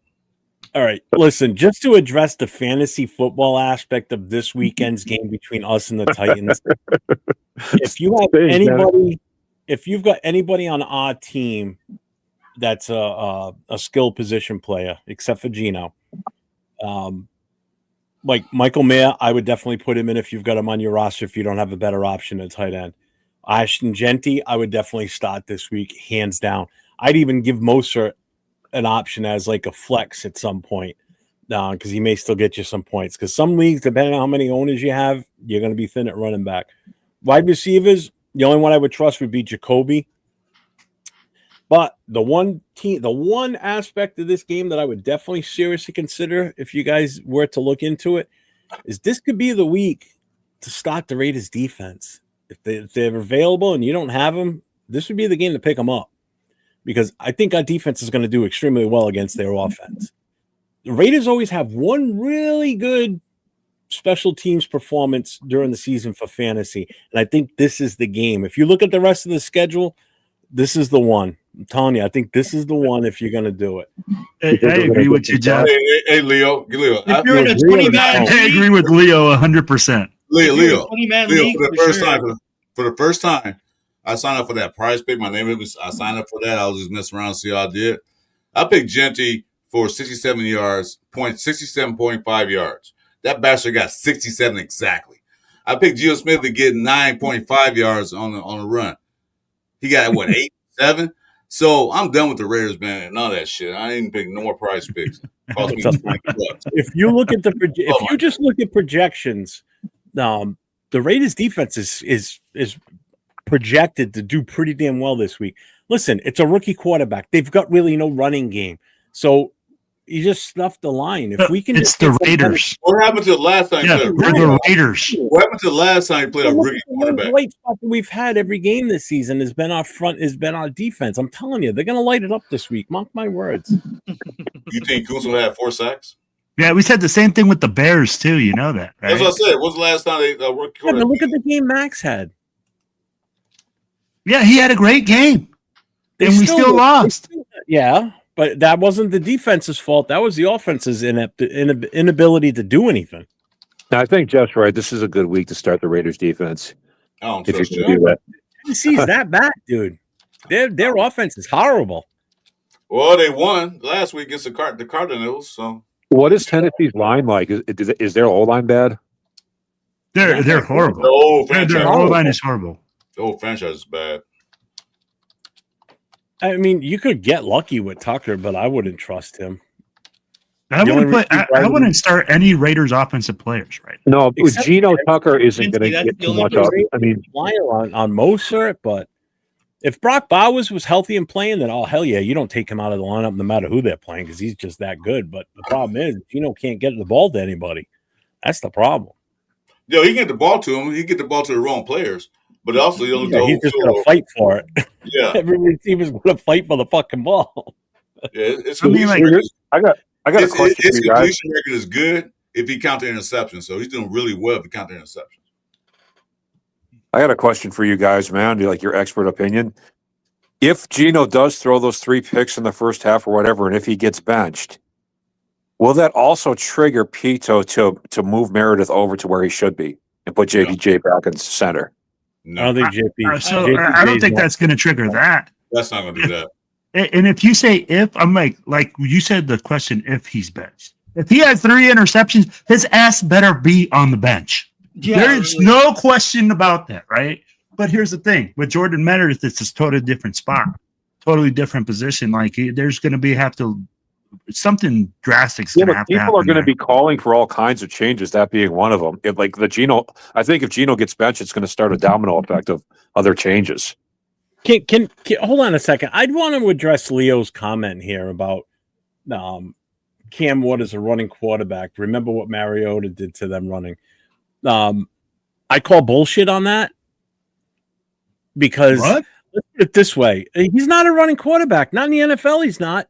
This past weekend, he had 5 attempts for -6 yards. You know what his season total is running the ball? Anybody? Got a guess? Should be so. 14 carries and 36 yards. He ain't running. Let me check. He Hey, ain't a running quarterback. Not this year. Not in the pros. we got special guests coming to the show. This is Timu Kettle. You'll know when I say it. what's up, brother? Welcome to the stage. What's that He guy? ain't no fucking running quarterback. What's up, man? Oh, you're the one that just said you wanted to get with my show, right? Trippy Soul. Yeah. Yes, sir. Yes, sir. Yeah, I appreciate that, brother. Of course, man. Everywhere I go, they call me Kittle. So Yep. Okay, kiddo. Yeah, very cool, I- man. I got He's called been on. Kittle He's been about on. 3 times. Yeah, he's been on with Chris and us, Chris and myself before. Yeah, great guy. Yeah, cool dude. He's a Steelers Although- fan. But he's cool. Yeah, He's cool. although he's He's a Steelers fan, he's still cool. All those Steelers fans. So. So what's up, man? I haven't seen you in a while. I haven't even seen you in the chat. You know who's missing? And Yeah, I we're playing talked to him. this weekend. He was on Tuesday with our chat. I jumped a different guy. What was his name? Not Chef. I forgot. Marcus Banks. Oh, Not Marcus Banks had been there. I'm talking about the other No. guy from Denver. Oh, Randy. Yeah, Marcus. Where's Marcus been? And we're playing the Titans this weekend. I would have thought he would have showed up. Yeah, I no, always it's been a forget while. he's a freaking Italian. Oh, So you Haven't guys seen got him at Titans all. Haven't seen him in represented. months. Guys, I'm gonna hang back. I'm gonna hang up and come back in on my other phone because this one's dying. All right, man. All right, man. Yeah, Marcus Banks is the only moderator on my station that's not a Raider fan, but he's a cool guy. Really cool guy. Nice call. No, we had some good talks earlier this year when he was on with Randy. Randy and haven't seen Randy in a while either, huh? He was on our chat Tuesday. I told him hey, when you come in Friday night, so I don't know if he is or not. Ah, Yeah, it's been a minute since I've seen Randy in here. yeah. I haven't seen it. Well, the Tuesday night show you're talking about, that's the one with you, Jason, and Chewy, right? Yeah, he was in the chat there. I told him, hey, man, you got Friday night show. Make sure, hey, try to come in. I ain't seen in a while. So, what do you guys think about Genty having more rushing yards after contact than total rushing yards? Our offensive line is trash. That's Yeah. exactly what that means. That's what I mean, Jeff. I mean, like, Much. bro, you could sign up Jeff, Chris, myself, and LV Raider over there, and we would have more rushing yards in one game than we have with this offensive line that we have right now. And that's sad, bro. That is sad. Throw me in there. I played right guard in high school. There we go. Bro. Hey, with the amount of money that they're throwing around, sign us up. We got centers, we got pulling guards, we got everything. I'll do it for a mill, dude. I'll do it for a All right. mill. So let me ask you this, though, man. I'm like you're seeing this team from the outside in, right? When you Correct. see Genty with only 19 carries in a game, It bothers 19 the fuck out of me. months. So does It that bothers make any sense to you? No, it makes zero sense because when you look at Genty throughout his entire career, starting from his first year of high school, he's been nothing but a fucking workhorse. And people say, well, he might get injured, this and that, because of all the, endurance he's had to endure. But when you look at a guy like Derrick Henry who rushed, he still hasn't broke his fucking high school rushing career. Like, he ran for 13,000 yards almost in high school. And he's just now almost eclipsing that in the NFL. Mhm. People who start off running like that, I feel like it builds a sort of resilience that people don't understand. Like Cam Scadaboo, you watch him. The dude used to put on his shoulder pads as a kid and run into fucking telephone poles. Mm-hmm. Yeah, and look at him now. Like He was doing that last night, man. He looked amazing last night. Hey, he did. three tuds, 19 for 98, 5.2 average. I mean, come I got on. him on 2 of my fantasy leagues. He did wonders for me yesterday. I loved it. I feel like if you guys were to trade start Pickett, I would say try it and opt for a 3-team trade with Geno and a 4th-round pick, and pick up 2 upgradable offensive linemen, preferably the interior, because that seems to be the most issue with the Raiders line. Because anytime there's an interior run with Genty, he just can't go anywhere. No. No, because look who's blocking for him, especially on the left side. You got Parham, who's as useless as tits on a bull. Oh God, Wow. that might be an understatement. I'll Parham be and right back. Tapper could have a contest for who sucks more. But Will, you gotta look at it this way. Mhm. Genty should have at least about 20, 25 carries a game. I say I agree. Okay. The one Minimum. thing it doesn't get that many carries is that we get behind the game. So once we get behind, it turns to a passing game. Correct. But they don't use him like they should use. Like that first drive was excellent. It was all scripted. It was excellent. Using the passing game. He ran a couple of good runs. But then after that, after we bogged down to the 3-yard line, could get a touchdown. And then when they come down and score a touchdown, then we got behind the 8 ball. So now it turns to a passing league. Then Geno Smith thinks in his mind that I got to take over to save this team. And that's where we fail at. We can't rely on one person to take us to the promised land. It takes a group effort. So Geno think, hey, we're down. I got to throw the ball 50 times in the game. Yeah, but you're doing like 8 interceptions, dude. Stop. What got down the field for that almost touchdown was Genty running the damn ball and catching the ball off that backfield. It wasn't Geno throwing big passes. He had one pass or something like that, but it was Genty running the ball, catching the ball. So they got away from that and left up to Geno Smith to carry us to get that lead back. And what did he do? Interception. Fail. Third now. 3 downs and out. So that got to change. If it's not broke, why are you gonna try to fix it? I mean, it's the same thing when you watched Trey Tucker catch 3 touchdowns for fucking 40 yards or something like that. 145. Play action, pound the rock with Genty, deep ball to Trey Tucker. It's simple. Yeah. If it ain't broke, don't fix it. They got stops that run early in the game. I understand what they did was scripted, but they got stops that run the game. If he can't run inside, then make some plays where he can get outside around the tackles. I know our left tackle don't do too good. Our right tackle is not looking like I thought he would look this year. He's kind of taking a step back. What do you think, Nate? Do you think he's taking a step back? Yeah, he taking doesn't it look back. good at all this year. DJ Glaze. He doesn't Oh, look TJ good at Glaze, all. yeah. He's been getting blown up. Every single game he gets blown up at least one time.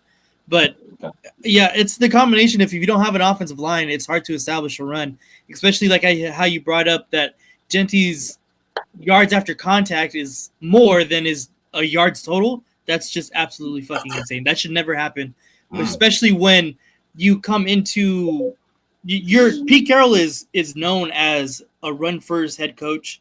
Like he has been known that for his entire career as a head coach. And so the fact that we come out, and I understand like the first week because we could not establish a run in the rain. They were shit. Like they stopped our run in the first game. So we leaned on Geno, and then I think after that performance from Geno just he got his head too big or something, or the coaches just believed in him too much, and now we're paying the price for it because now we're asking him to do Superman type shit, and he's not a Superman type quarterback. Yeah, he's a mid quarterback at best. Exactly. But I say he's better than we had last year. But then look at what we had last year. Look at what they had, and compared to what we had, it's about basically the same thing. Oh, Geno can still do well in the NFL, but he needs a loaded squad, and we don't have a loaded squad. Right. No, we don't. Yeah. We don't have the receivers to create separation like he had DK Metcalf and what's his name. We don't have receivers that do that. Our receivers can't create separations. I think the biggest thing we missed was our 2 tight ends. That was the biggest thing we missed. We get one back this week. Brock Bowers' question is day by day. Come back. At least we get one tight end that can block and can run and can catch. So that's good news. But when you depend on a rookie to take you over the top, no. I mean, he might be good in another year or so, but he got to put on some. Like I said earlier, he got to put on some muscle, dude, because those DBs just abusing him at the line of scrimmage. Yeah. Well, we don't have a true number one receiver, too, and we kind of forget about that and all the other problems that we have.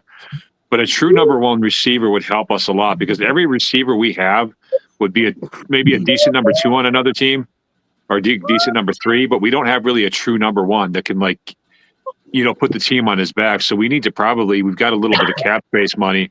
We need to probably spend a little money on that, like by the trade deadline or at least at the end of the year. Well, what's good right now? What's good about a number one receiver when they can't block for Geno and Geno keep throwing interceptions?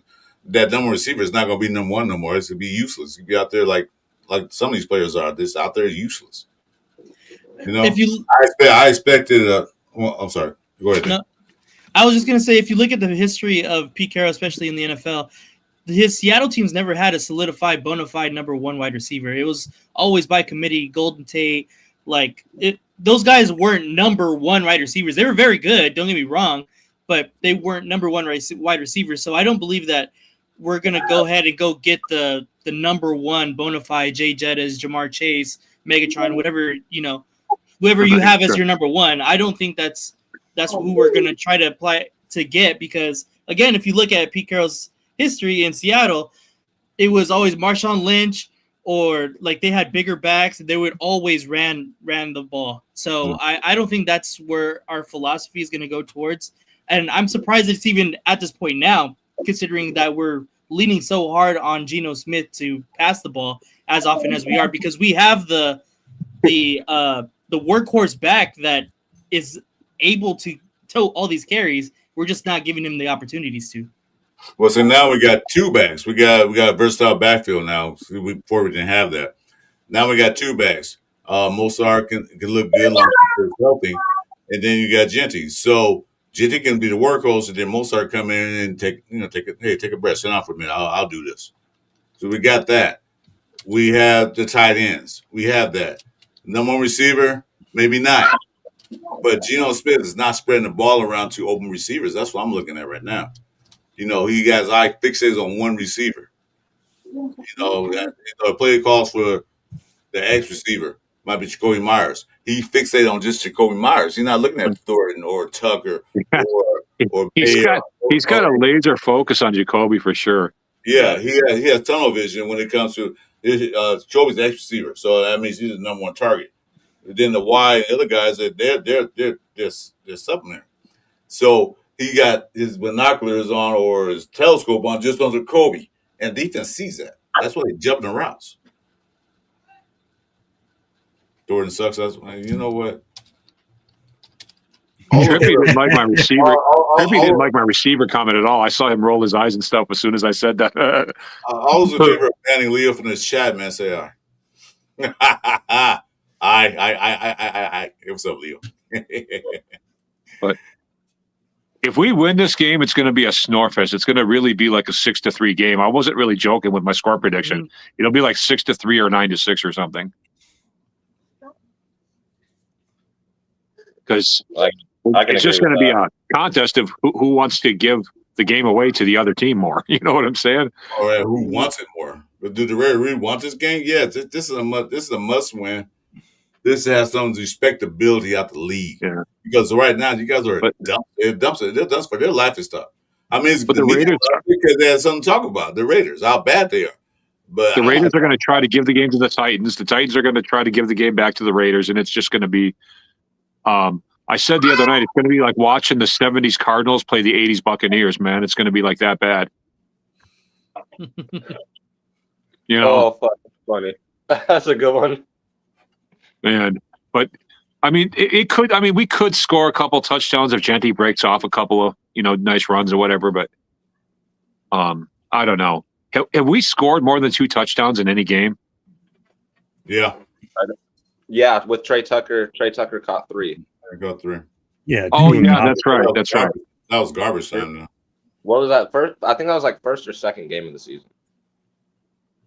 Yeah, Yeah, second game. Second I forgot game. who were you even playing. You guys Who did we scored play? That was the Washington game. That was Oh Washington. yeah. Win. They weren't all garbage time touchdowns, but that last one was. Yeah. Yeah. Trey would probably be killing it on any other team right now. That's I kind of feel bad for Trey too. I hope the Steelers trade for him. What do they want for him? I don't even know. I've seen talks. I haven't heard anything about the Raiders wanting to trade anyone away, but on the Steelers front, we've been looking at AJ Brown. That would be a good addition. Oh yeah, Yeah.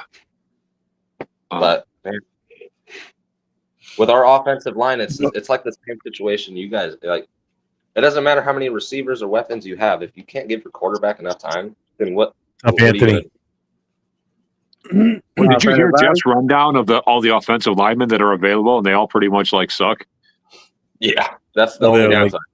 The age isn't an That's issue. exactly what you're saying. That it doesn't matter if the offensive line sucks. Then no matter who you bring in, it's not going to work anyway. You can be a good running back, good quarterback, all at the same time. But if they can't block for shit, does no good.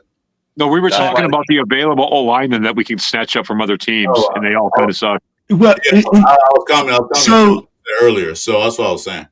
so let me say something to that effect, though. I mean, like, we keep going back to saying, "Oh, we have to draft O linemen," but I'm like, look at the Bengals. There are guys that you don't have to have a great offensive line. Well, Burrow is a guy that he's that's in why there Burrow's not freaking there right making now. the Bengals look like winners. That's Yes, why but we Burrow- can't Terrible bank on offensive getting line. another Joe Burrow, bro. But see, Will, that's why Burrow's not playing because he's getting hit too much in the backfield. Correct. That's why- No, but I mean, but he lasted forever, Chris. I mean, like, this first time he's been injured in I don't know how long. He's been injured. Nice to meet you, Federator, by the way. Young. Burrow's He's young. All them hits are going to catch up to you eventually with your age. One hit, But two you're hits, able to you're build good. that. You're able to build around that. Wait a You minute. got Who time. did you say hasn't been hurt in a long time? Burrow's been hurt for Burrow. a lot.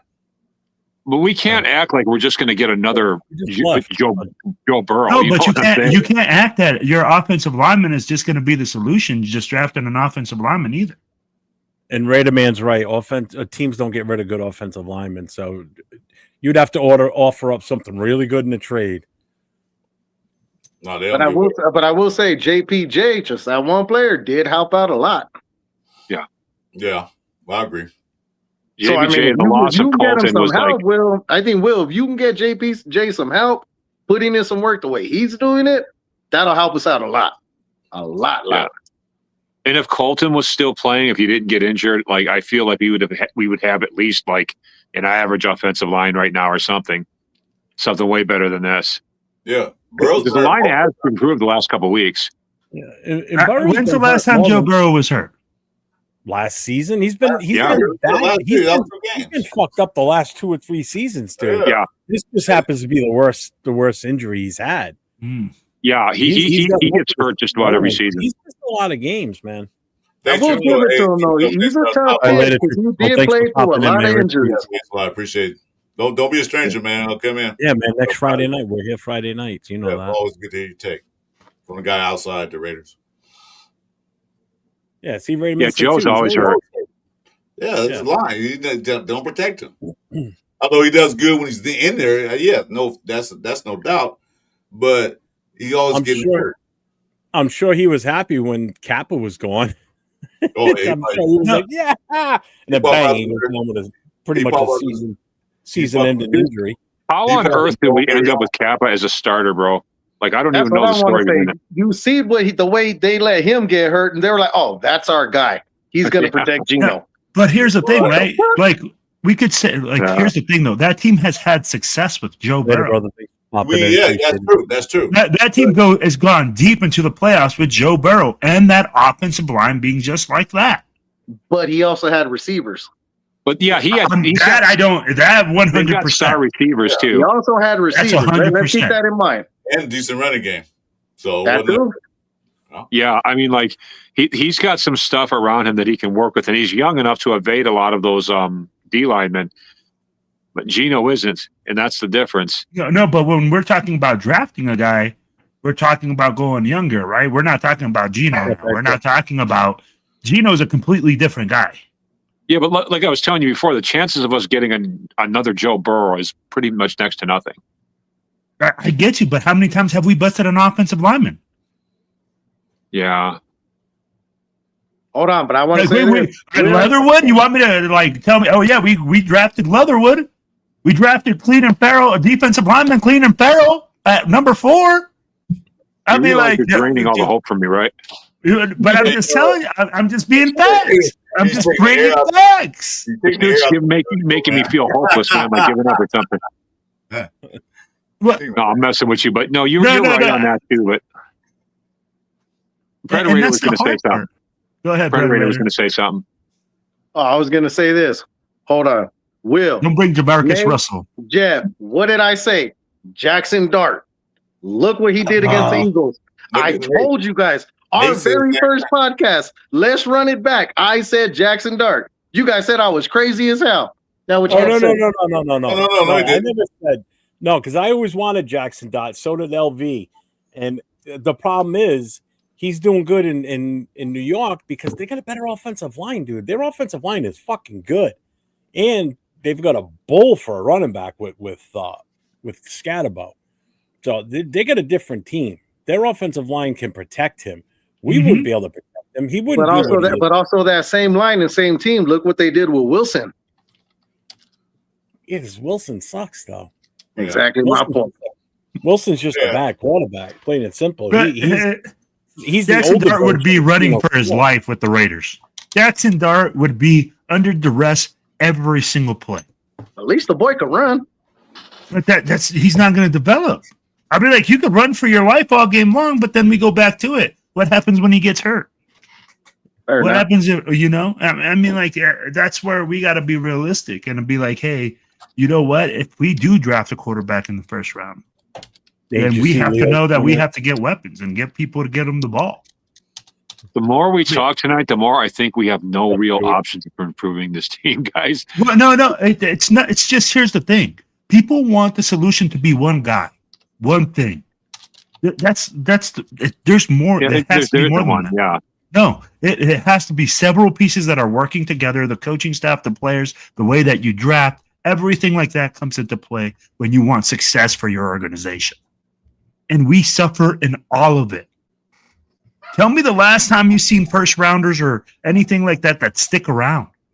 Ernest, just so true too. We are gluttons for punishment. I agree with you, Will.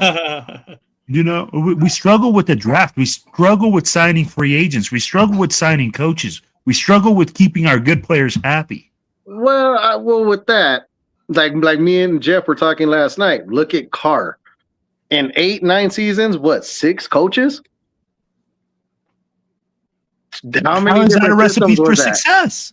But look how many systems he had, but he did what he could do with what he had.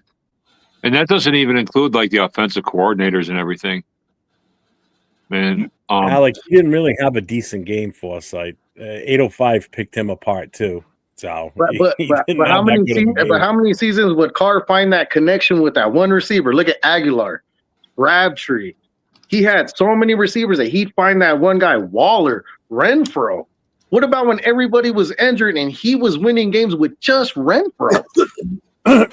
Derek Carr was a master at using the tight end, like no, probably few others ever. He's probably, if you're going to have a goat of making use of your tight ends as a quarterback, Carr's got to be in the top 5 with that, because he made star tight ends just about everybody he played with.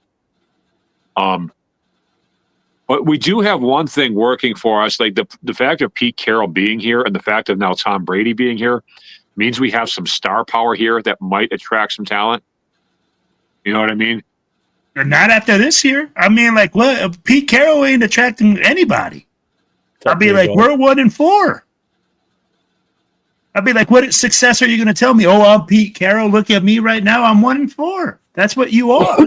He still has a great track record, brother. He still has 10 playoff. But a track record doesn't matter. It's what you did for me recently. Now. Yeah. It's, your job doesn't go like, hey, man, you used to work great. I saw you started working great like 3 years ago and you stuck now. Now they fire your ass. I don't know. I find it hard to believe people would lose faith in a coach with Carroll's pedigree after one bad season or one bad half season. Like, it just, you know what I'm saying? It's the NFL. This is the NFL, man. I'm like, it's a results-based business. I'd be like, if you're coming in, and what did Pete say? Pete put it on himself. He came out and he put it on that press conference, and he's like, we're going to win, and we're going to win a lot. Yeah. Nobody else said that. I never won less than 10 games. I remember the press conference. So when you come out with that type of swagger and you're talking, if you're going to talk the talk, you better walk the walk. Amen. Well, there's still the star power of Tom Brady, and that should still be enough to attract some talent. You know what I mean? We're going to attract some flag football talent like no other, baby. I'm going to say this, but the Tom Brady thing, I think it's a publicity stunt and just more money in his pocket, because if that's the case, why didn't he do that shit in Boston? Why didn't he join New England? He ain't done shit for the Raiders. Like, I mean, let's be honest. How many Super Bowls did he win for? How many Super Bowls did he win for the Patriots? Okay. We got a super chat from Chewy. He says, I'm down to see Brady suit up. Thanks, brother, for the $1.99 super chat. I appreciate it. Bring back Derek Carr at he this came fucking back point. and we started winning some games. You know what? And I like what J-Dog just said right now. Like, he just brought this up. Man, Patrick Graham coming up and saying, fuck all this noise. We got to do better. We got to, man up. Tell me, why is Pete Carroll not coming out and saying that? It's because he's chewing all that fucking gum. He must be doing something, because I'm like, man, how is your DC coming out and just holding guys accountable and saying, hey, man, we're just fucking up. We're not doing the right thing. We're not doing the fundamentals. We got to do this. But let's be real. How many years have we gone through with a QB in this situation? How many times have we gone through this year? Our defense kept us in there. Our defense have won us games, and our offense just don't do shit. Get ready, man. Yeah,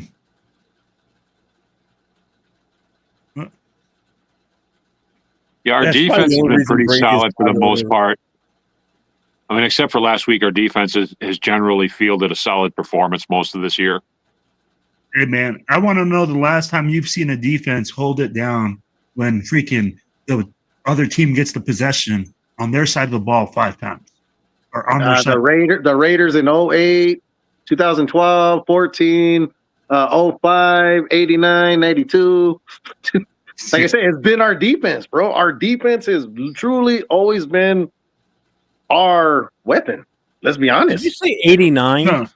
Yeah, I was throwing random years out. You're going back to before some people on this panel were born, man. Damn. My bad. Yeah, I'm only 21, so I don't know about none of that. Yeah, oh, shit. I was 21 once. No, I was 21 in 99. Does that count? Damn. Yeah. I'm getting up there for sure. But that's not factual either, because if you think about it. Wait, hold on a minute. I'm 21 also. I just have 41 years experience behind. Yeah, absolutely. Absolutely. But, I got you. You know what you were saying though, Predator, honestly, when Derek Carr was here, it was always the offense that was good, right? It was always the offense that could put something together to keep us in the game. I think one year we was averaging 30 for 7 games, we had 35 points a game. But let's be real. But the defense couldn't hold that lead. Yeah. What is that? But even that though, Will, I will say this: people can hate him, people can love him. Carr at least gave us some type of stability at that QB position. Yeah, he did, but he couldn't take us over the top. And that's what we were frustrated back. We couldn't get to a playoff game. We couldn't win a playoff game. That's why we were frustrated. But it wasn't Derek Carr's fault. There was a lot of other things that was going on with the organization at that time. The defense wasn't that good. Derek Carr never played with a top 15 ranked defense. Never. His career. And Alex, you're right. Alec, you're right. Gino was full of excuses. Just watch his press conferences this week. It was horrible. Hey, who's that? You want to climb through the screen and just choke him out watching those. That was Who's on the just awful. screen? Hey, what's up, Rafi? What's up, Rafa? Rafa. Everybody else. Moo. Gino's going to blame Genty if we lose this week. No, If we lose to the Titans, Gino's going to get up there and be like, "Well, I don't know what Genty was doing this game. I don't, No, if we win, Gino's gonna take all the credit. No, What the fuck, what, Guano? What did I do? Why are you saying what the fuck? Hey, Jeff, can you pull up some Rex Grossman stats? Rex Grossman. Rex Grossman. Why are you Well, we're putting up Rex Grossman. Because I was saying earlier that Gino was reminding me a lot of Rex Grossman. Oh, man. And is this thing out there called Google? Use it. Yeah, hang on. I got those right here. Where's the button that we press that booze this man? Did this one? That one? Oh, I got that one. Hold on. I'm like 3 for 18 for like 40 yards was like a regular Rex Grossman game. So, who's going to put this out? All right. I love it. Hey, does Gino get benched next game? No. Yes or no? No. No. The whole panel agrees no, right? I'm gonna say Probably second. No, I'm gonna say second interception. Unless he gets hurt. Unless he gets hurt, No. he's not being benched. Right. So, Or unless he has like the 3 interception half that I don't. feel I don't even think that happens. No. Even if he has What's three up, interception Diesel? games, Welcome he in, doesn't man. get benched. does he start all season long? Yeah. So, on this panel, I want to know if you think he's going to start all season long, no matter what. Barring injury, yeah. Yeah, let's get hurt. Other than that, yeah, he's starting. Yeah. Rafa, what do you think? Not even close right now. No, No? because Predators, no? Fuck no. because check we this out. seen it. Check this out. I mean, I know that someone can interrupt me, but something that I really learned about this, something that Geno Smith has learned during all of the years playing football, he fucking sucks. I mean, how they get worse compared to all in all. Still rocking it out, but it's not gonna work it at all. I mean, don't pick everything short because Geno is really sucks in practice, but it's not getting translated for the games. I mean, perhaps within the mid games is better than literal dog water, but if you took like Geno Smith, all that are burning, shut off of the ass, it will ride out like a BB on the box car. I mean, Geno Smith, I mean, he Did you has say the shove it up his worst ass? record of throwing protections. I mean, That's awesome. God damn it. And So, Leo, Mark Sanchez didn't stab him. He got stabbed. he got stabbed. Yeah. But, so I at first, you know what? Let me get Jeff. Jeff, what do you think? Alec, hang on. Alex got a good point here, too, because I brought this up this past week, too. I said, doesn't he wear glasses when he's not playing? Does he need to really go and get his eyes examined? No, please, no. No, dude, like, let's not. And I mean, like, I'm not going to make excuses for the dude, bro. No, I'm not Because making honestly, excuses it would for have but to it's be an like he obvious has a. issue if that's the case. I mean, is this guy Ricky Vaughn from fucking Major League? Unless he's colorblind. Go get his I mean, eyes like, checked, and all of a sudden he's Jeff. a superstar now. Oh my Jeff, God. unless he's colorblind. I mean, like, Yeah. that's what it looks like.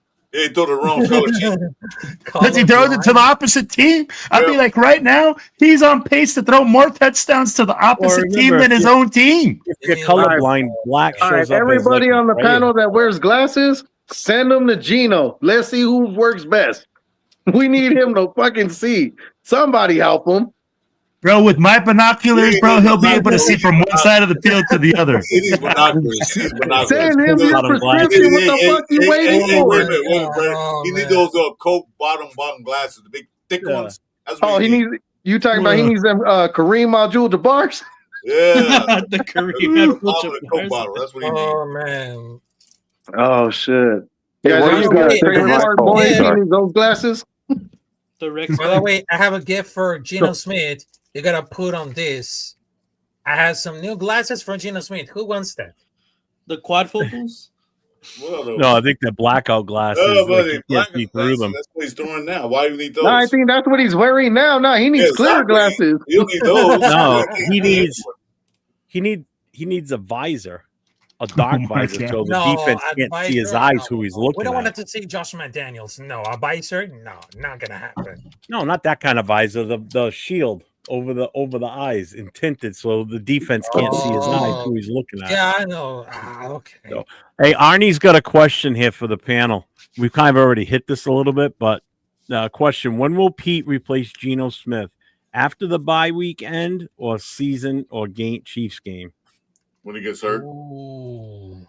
Yeah, guys, what do you think of my prediction that Geno Smith will get hurt by like game 8 or 9? Because I really think that's going to happen. I mean, I don't want to see the guy get hurt. I don't want to, but I'm just thinking it's going to. So I'm going to make this prediction. Okay. If you see 3 interceptions coming out of Geno, expect him to come up lame and look for a substitute. Okay. Because he's going to be like, oh, Faking the injury. you know, I was injured, so I couldn't get it together. That's what I'm thinking. I'm like, dude. But I think Geno will not get benched unless he gets 2 more 3 interception games. I think after 2 more, there's no way that Pete Carroll can continuously make excuses. I think Chip Kelly's going to come out. I'd be like, Chip Kelly, I already think is pissed off that freaking him and freaking Pete are not looking eye to eye on offensive situational football. So I think that a lot of things are going to come out if you see Geno continue to freaking struggle. But I think it's going to take the bye week.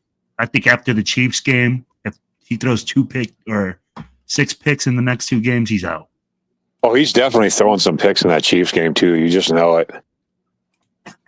And I don't want to be that guy. I'd be like, at the end of the day, like, do I think we can beat the Chiefs? No. But am I hopeful? Yeah. Or like run the football. Like, don't be stupid. Jeff, I wasn't saying that I hope Geno. Jeff, I wasn't saying that I hope Geno gets injured. I just think it's going to happen because, yeah, because of how scared he's playing and how the line is. It's just a bad combination. But Rayman's got a point too. You think with that $40 million he's got, he'd get some lens crafters. But hey, Will, let me touch a little bit on that what you guys were saying, and I agree with you guys. But you guys are saying that he's not going to get benched. Let's not forget, it wasn't that long ago we just paid for Garoppolo's bitch ass, and then were we not in that stadium saying start O'Connell? Were we not begging for that? Were we not begging to hire AP? We got O'Connell. We started him. That was a different mindset, though. Yeah, listen, that was a different coach. Yeah. When they fired McDummy, the AP took over. He wanted to start 8OC. That was his decision. So that was a different coach. But I'm gonna say, being at multiple games in that stadium, I don't know how many different games I heard start O'Connell. Yeah, no. Here's the thing, though. Here's the thing, though. I'm gonna say it like this. Please. This organization will never have success if they keep listening to the fans. You hit it right on the spot. And I'm going to be 100% with that. Success isn't going to come from listening to the fans. They listen. And I mean, like, when you think that AP hire, they went and did a bunch of research on a bunch of other coaches, and they went like, oh yeah, AP's the best qualified coach. If you're telling me that AP was the best qualified coach at that time, I'm seriously having to look at what research you did. Well, AP was a rookie. AP built up a lot of momentum because of that 5-game win streak at the end of that season, man. But you can build up momentum. But what I'm saying is was he the most qualified coach at that time to become head coach of the Raiders? Well, the players wanted it, though. The players were firmly behind him at that time, so that kind of helped make a lot of decisions in that direction too. But, remember, the players were really with him. We forget that the players were firmly behind him becoming head coach. Yeah, and Will, don't forget, he also beat the Chiefs with O'Connell. At that Let's time, not forget that. At that time, when they fired McDummy, what coach out there was available to come in mid-season to take over the Raiders? I mean, they could have got somebody else, maybe an offensive coordinator that was there already, but they fired him. He was the interim, Chris. Then you had to hire him the next season. No, And in that offseason, you have to hire a coach. I know. I'm talking about when they brought AP do a mid-season when they fired McDermott. What other coaches did they have? What other coaches are they going to bring in mid-season? No. Don't forget, we got Rick Bisaccia the same way. All the season they didn't have to hire AP. Remember, they do Bisaccia that way. They didn't hire him, so they didn't have to hire him next year. They could went and find a new coach, completely different. But they didn't. They chose AP because, like, whoever said that, we the fans wanted AP so bad for what he did the last part of the season. Do you guys remember who the coaching candidates were at that time? I just wanted to bring that up. I don't. I don't remember. There wasn't like a lot out there. I know that. The best one, in my opinion, was Eric Bieniemy, who is not even an offensive coordinator in college right now. Yeah, Eric Bieniemy. Yes, right. It was Eric Bieniemy, but they didn't want him because he had some issues. Eric Bieniemy, Flores from Miami, who just got off. He had just gotten fired from Miami. Tom Flores, or not Tom Flores. Harbaugh wasn't available. The lawsuit. Harbaugh wasn't available.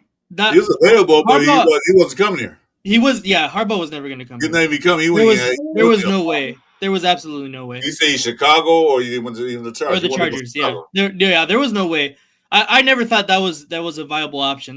That's why I bring it up, because there was legit nobody else out there that you could have confidence in, especially with the guy who just came off a 5-game win streak, who has continuity already in the locker room, and the players obviously want them. The players and the fans were begging for him. The Raiders' hands were essentially tied. Like, there was no. Yeah, correct. I'm not disagreeing with you on that. But what I'm saying here is, did we have success? Absolutely not. So listening to the fans did what? Listening to the fans brought you what? Exactly. Another fucking loss. Yeah, but another last year. We were catfish into that season. We were catfish. Yes, we were. Chris, I agree. We were catfish for sure. Because we saw what AP did, how he lifted the whole team up, the whole fan base. We was all excited. He got catfish.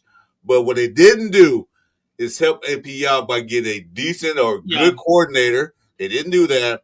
They kept Patrick Graham. Yeah, he did his thing. But they didn't get the players neither to help them out. They did draft a few players, but they didn't get them out. And people talk about Tom Telesco. I think they did a hell of a job in the draft. Those three guys still playing. When was the last time you can say that one of our GMs drafted the first 3 picks and they were starters? Still playing. Not many on the Raiders side anyway, at least. So Telesco wasn't a problem. It was AP experience as a coach was a problem, and the players they put around him, and his hands were cuffed when he had to start benching. And damn well, me and Jeff talked about that. We saw his face, especially when they started Minshew. He did not want to start Minshew, but then Minshew got hurt. What did AP say, Jeff? We got a quarterback back. So his hands were cuffed. That's why he couldn't succeed. I'd be like, we couldn't succeed when we decided not to give Kingsbury an extra year. That's exactly what that's I true. too. That's true. To be real. Leo's upset, Chris. You used his term catfishing. You can't use that. Leo, catfish been around man before you were born. Shut up. Yeah, I'm telling you like this. Hey, Leo is the king of catfishing. Guys, he is not 6'3". Don't believe it. He's not 6'3". I know some of y'all think he's like 6'3", like 240. Looks like a linebacker. Hey, I'm fine. He's 2'3", but you gotta. He's 6'3", but you gotta invert the numbers. He's 3'6". Wait, who said the 240? I look down. Hey, what's up, Leo? Yes, salute to Leo. So, Jeff, I want to ask you something. Jeff, I want to ask you something. Go ahead. Okay, so every week you predict this 30-point score for the Raiders, right? Gosh. You're gonna stick with it until it happens. We'll get 30. I want to ask you, if we get 30 points against the Titans, how do you see that playing out? How does that happen in your mind? How's that happen? 4 touchdowns. Yeah, but how does it?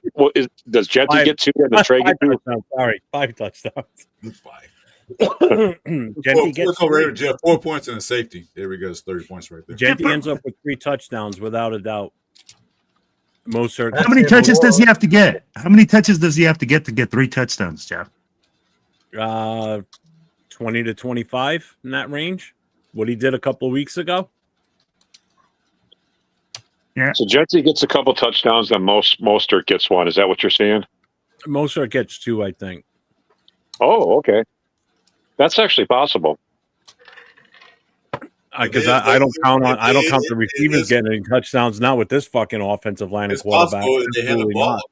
If they hit the ball more than 20 times, shit, it's possible. I agree with Jeff because I think on that line right there when we're trying to punch it in for that TD, honestly, I think Mostert's the one to do it.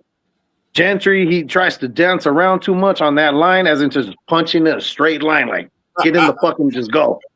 But you have 1 yard, bro. You don't have to go 7 yards this way, 7 yards that way. Just 1 yard, just straight in. Punch that bitch in. Hey, Leo, put the Henny down, man. I think you're a little drunk.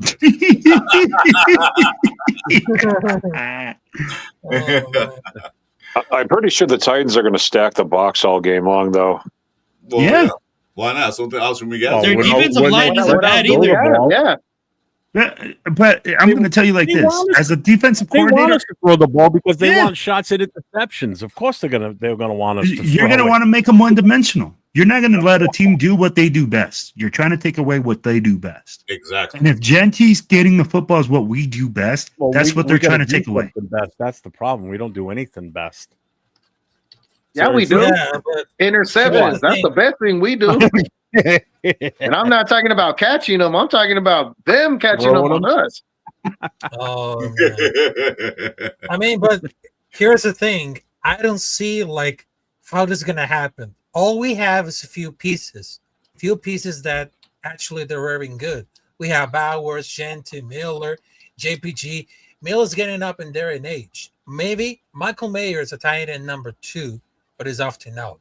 Myers is a W, wide receiver 2. Jacoby Myers at the best and on the way out, because the offensive line is the only foundation of the offense, just like the defense is the foundation of defense.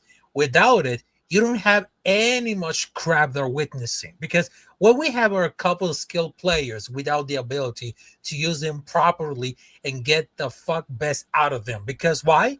We have no foundation at all. Genty looks like he'll be a stud. Bowers already is. Glaze is a solid for a young right tackle. Jackson Powell-Johnson, in my opinion, is a good center. Made strides for the past couple of weeks, been in the good. But this is definitely like a good landing place for a young quarterback. That team could still use a true number 1 receiver on offense. And then be maybe one-dimensional interior online working out plus at your stead. Because the defense, on the other hand, just like an infusion of great talent. Outside of Mats, no one's consistent stand up, because if it's really just a protections guard, they would cut it. I won't pretend how to break down responsibilities for those calls between the center and quarterback for us right now, because all we wanted for the games, because right now it's all about winning. I can handle tough losses. I can handle looking at if you don't belong to the pros, because for right now, it's going to be so much better, but the offensive is going to be playing well, but it's not going to really easy to beat against the Tennessee Titans. I know that we suck, but we had to do at the perfect time with a lot of discipline, blood, sweat, and tears. And no matter what happens about for the Nets, we had to do anything better. So I will tell to Geno Smith, wake the fuck up, choose violence, and of course, you need to practice a lot of things more as a quarterback. Aston Genty, you're getting more reps. Also for Brock Bowers, you get a lot of more reps than that. And of course, all the team needs a lot of more discipline, because that's the Al Davis sense that we're going to make it at all. Or sooner or later, we're going to do like something, everything else. Or it's too late, because I don't want it to waste another time to losing like another L coming up there. We're the motherfucking Red Nation, because we'll handle the situation. Sooner or later, we get a lot of things better. I agree. Well said. I want to bring up. But let me touch on that though. With Myers, do you think Myers is playing the way he's playing right now because he didn't get that contract he wanted? No. No, it's just because Gino's doing Gino things. I'd be like, well, like you can't throw the ball through yourself. Amen. LB, go ahead, bro. Oh, I was gonna say what Edgar Sosa is saying. I want to touch on it. Like, if we do end up losing to the Science team, what is your guys' thoughts after that? What is the plan after That's that? the breaking point to make some changes. That's the breaking. I almost hope we lose in that sense, because that would be the breaking point where fans are going to demand changes, and they're going to have to make a bunch of real changes. You know what I'm saying? So what changes would you make? Well, first of all, I would put JPJ back at center where he belongs. First of all, I think that alone is going to help a lot of things. As far as the other things, fire Brennan Carroll for sure. Just get him out of there. I don't know who we bring in, or if somebody wants to take over dual duty or whatever. Those are my main two changes. The rest, this is such a mess, I don't even know. But whatever changes we need to make with the rest of it, but certainly Brennan Carroll and JPJ back at center. Okay. Nate? To me, I honestly have no clue. At that point, I know, like, not even just us, but Raider Nation in general is going to be asking for heads on a silver platter. Whether it's Geno Smith, Chip Kelly, even Pete Carroll, I think the seats are going to get extremely, extremely hot after that if we end up losing this game. Because I don't think, even if we lose, that changes are going to be made. Because if changes were going to be made and we were going to evaluate talent, we should have started that this past week, where we were the entire fourth quarter, it basically meant nothing, and we kept Geno Smith out there. Like, why not give Kenny Pickett a shot? He hasn't played in any preseason games. He hasn't played in any regular season games. We haven't seen him as a Raider, not once. So, what if we're already practicing, like Pete Carroll said at the end of that game? Why not practice with people that haven't been in game time situations with the team? That's what I don't understand right there. We're still in practice mode. Exactly. Per Pete. And if Geno Smith is the long-term answer at quarterback, your long-term answer, whether that's the right decision or not, you're going to keep him in a fourth quarter game where we're down by 30 plus points and potentially getting him hurt. It didn't make any sense. Plus, Ashton Jeanty midway fourth quarter was already out for the rest of the game. They pulled him. So why are we not evaluating talent at that point? Those are opportunities that you have to take to, okay, let's bring in the rookie guard tackle that we brought in. Let's bring in the guy we traded for at quarterback. Those are the opportunities you have to take to see what you have for the future of this team. Because if you're going to stay here for the rest of your contract tenure, you have to look for the future as well. We can't just be all about this season right now, because obviously it's not working out. That's what I said, Nate, Tuesday night. I said, okay, we're getting our butts kicked. Why don't you bring in that Grant at left tackle, see what he got, let him develop, let him get some of those reps against a real team, not preseason, against a real team. I know the Colts were playing that hard at that time, they were just still, but the thing is, bring in Caleb Rogers, bring in Grant. We're getting our butts kicked. Let's see what they got. We're not coming back from this. We're done. Bring in Pickett if you have to. Bring in all these other guys that you have on the bench that's not playing, because go and develop them now. Why wait? It's already lost. Because a lot of teams, when they get blow teams out, they bring in their second, third string in. Yeah. Just give them some reps. We didn't do that. Nobody. So Yeah. I gotta address Leo's question. How do I feel about JPJ at center? Fuck no. Keep him right where he is at guard. Keep it as I like it. You stay right where he is at guard. So much better there than. If I would say to Jackson Powers Johnson, stay on your fucking original position as a guard. Your experiment as a center has failed. Go back to the original position as a guard, Jackson Powers Johnson. If I was the coach, I would say this: Jackson Powers Later, Johnson, Gio. Thanks for stay popping in, man. on your fucking position. That's the thing, though. I mean, like, it's not that he did a bad job at center. It's that like they want to use him at guard, and that's perfectly They fine. thought he was a better fit at guard, and I tend to agree And with that- him after yeah, watching him play that. Yeah, and he's that's where like actually- the Chip Kelly thing came out, right? When Chip Kelly came out and addressed it, he came out and he said, "I like the body type. He's a gorilla. He's a pounder. His aggression is all about being a right guard." He really clarified why he wanted him there in that spot, Yeah. and when he talked about the way he did, clarified that, right? No, even Adam Butler, man, said that damn, he can be all pro guard. He even said that. So Yeah. I mean, if he's good at guard, let him stay there.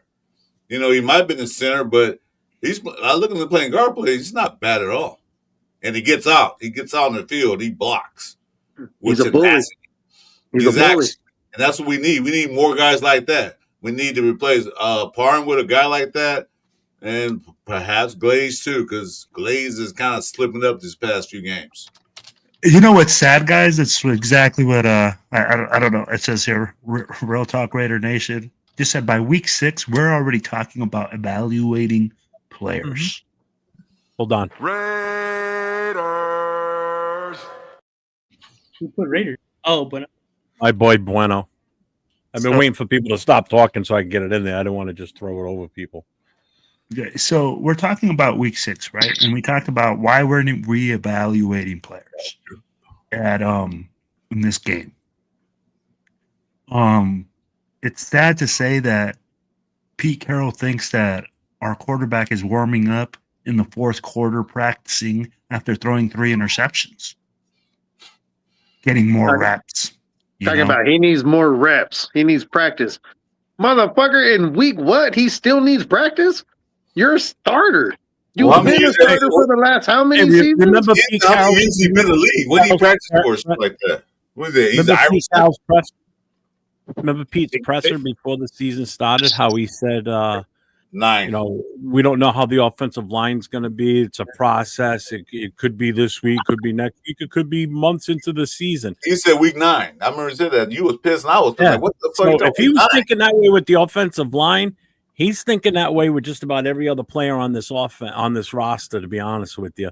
That it's an evaluation process into the season. Instead of letting these guys pick who you think's the best, try, to do something different. What the fuck, man? Well, see, like I said before, Pete Carroll's first year team has not always been that good. And they can attest to that. When he got to USC, he wasn't that good. He was decent enough to get to a bowl game. But then the next year or so, they go into a championship. They in the championship. Same thing with Seattle. He wasn't that great when he got to Seattle. But 805, it's not only rough for being a Raiders fan, it's rough being one of your kids. Those poor kids ain't getting much candy. They got candy week 1. They haven't had shit since. I feel bad for them. well, Anybody that doesn't know, 805, in order to entice or get his kids to be Raider fans and such, when the Raiders win, they get candy. He lets them have some candy. So these kids have only gotten candy one game this year so far. So the kids are getting ripped off right now. They're dying for Halloween. really? That's all I know. Now they got good teeth, no cavities. So there you go. It's a good thing. They get no cavities. The dentist loves the family. Actually, no, they hate the family because there's no cavities. There's no extra dental work. But these kids can't wait for Halloween to come. They're like, the only way we're getting candy is Halloween. We ain't getting it because the damn Raiders suck. Oh, Raiders probably lose that game too. Hey, so guys, I'm going to cut out, but I wanted to thank Jeff for having me on, and I wanted to thank the rest of you for conversating with me and stuff like that. So, guys, it was a great conversation tonight. I'm still going to listen. I just have to hang up. Hey, let me know when you do yours. Let me know when you do your podcast. I'm actually getting ready to cut it. I don't know about you, Chris. I'm ready. Yeah, Predator, I will. Predator, I will. I just started drinking, man. Why are we cutting it now? Because it's 2:30. I mean, we're right on. I just started drinking. Actually, the ginger ale. I'm not drinking hard. Yeah, he told you better go get another Dunkin' Donut. Coffee, not the donuts, the coffee. I was drinking a lot of water to get hydrated. Fair enough. So yeah, I think we're gonna call it. While we're boring you, Jeff? Yeah. Jeff. No, I mean, how much more can we keep beating up the same damn subject at this point? Can I get your keys to victory? Can I get your keys to victory versus the Titans? Let's see that. I'm like, we haven't talked about what we got to do to beat the Titans. Let's end on a positive note. We've been with a lot of negativity today. Just run the ball. Like I've said Wednesday night, and I said it last night when Nate and I were on our show. The only time I want to see Geno Smith touching the ball is when he's handing off to Genty. I don't want him throwing it. I want him to take the ball from Meredith, give it to Genty left, give it to Genty right, give it to Mostert left and right.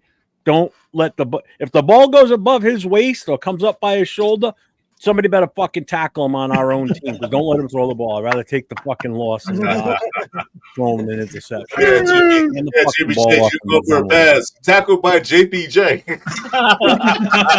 We know we can tackle. He got 2 tackles a couple of weeks ago, so we know we can tackle. You want somebody to pull the Bobby Boucher. Exactly. Ashton Genty with the 2-yard loss. Good sack by Ashton Genty. But you know what, man? On that note, go ahead. On that note, yeah, I think we're gonna call it tonight. What I said earlier, I said one thing we gotta be fixed is that special teams. That's one thing that definitely gotta be fixed. Not even looking at that. Then I believe paying attention. I'm watching what the hell they doing. Run the ball like Jeff said. Oh, if you're gonna throw the ball, Geno, the short passes to somebody that's okay. And I'm going to say, Geno, stop pulling the O'Connor. Stop pulling the double pump. Use your eyes. Don't sit there and stare at one receiver for 30 seconds and be like, I'm going to throw it that way.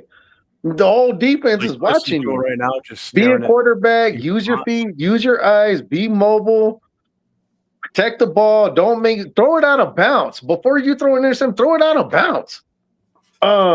Gentry, get those carries, get those TDs. Mostert definitely needs to be number 2 and step up the most. I feel that's where it's going to be our secret weapon. Is going to be Mostert, especially with Bowers being out. And I agree with Chris 1,000%. Special teams, just what the fuck? Just step up and do your fucking job. Allow Carlson to do his. Because if you don't do yours, he can't do his at the end of the day. Rafa? And, yes. You're not done that? No, I'm saying no. And I'm saying like no, and that's what I'm saying. Like just as a team, we all need to come together. Yes. Rafa, let's go. Let's get it wrapped up. Beat it up. Right, Let's go. So I'm out of here. I'm out of here. So thanks for having me. I know that it's gonna be no problem, Rafa. I'm gonna give you guys the solution. You gotta link. You gotta hit the link. Subscribe to all the pages. You gotta make sure that we run the football. You gotta make sure that we play good defense, and you gotta make sure to stay locked in for next week's episode, baby. And that's how the Raiders are gonna win it this weekend versus the Titans. Let's go. Yes, sir. I'm with you, Jeff. Just run the fucking ball and hold on to the ball. Don't cause any turnovers. That's it for me.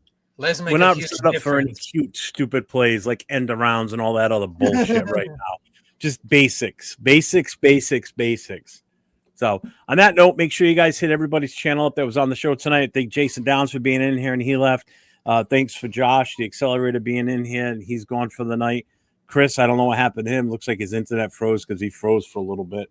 Lights went out in the neighborhood. He just messaged me. So he lost power. So thanks for Chris for co-hosting like he always does on Friday nights. Thanks for Nate for popping in. Will from being here from the start. Appreciate you, Rafa. Thank you for popping in and spending time with us tonight. Yes. Anthony Predator. Thank you, brother, for popping on. Love all you guys. Love the panel. Coming in here and being with us tonight. Am I missing anybody? Chris. Oh, the guy that looked like fucking George Kittle. Yeah, Trippy Soul. Okay. So make sure you guys hit up everybody's channels, hit that sub, hit the notification, hit the thumbs up. Appreciate everybody for being out there. Everybody in the chat. It's been a great night tonight in the chat. Some great questions and feedback. So see you tomorrow night for the Raiders Last Call with myself, Jason Downs, and Chris for Raiders. And until then, go Raiders and everybody stay safe. Good night. Raiders! Let's go!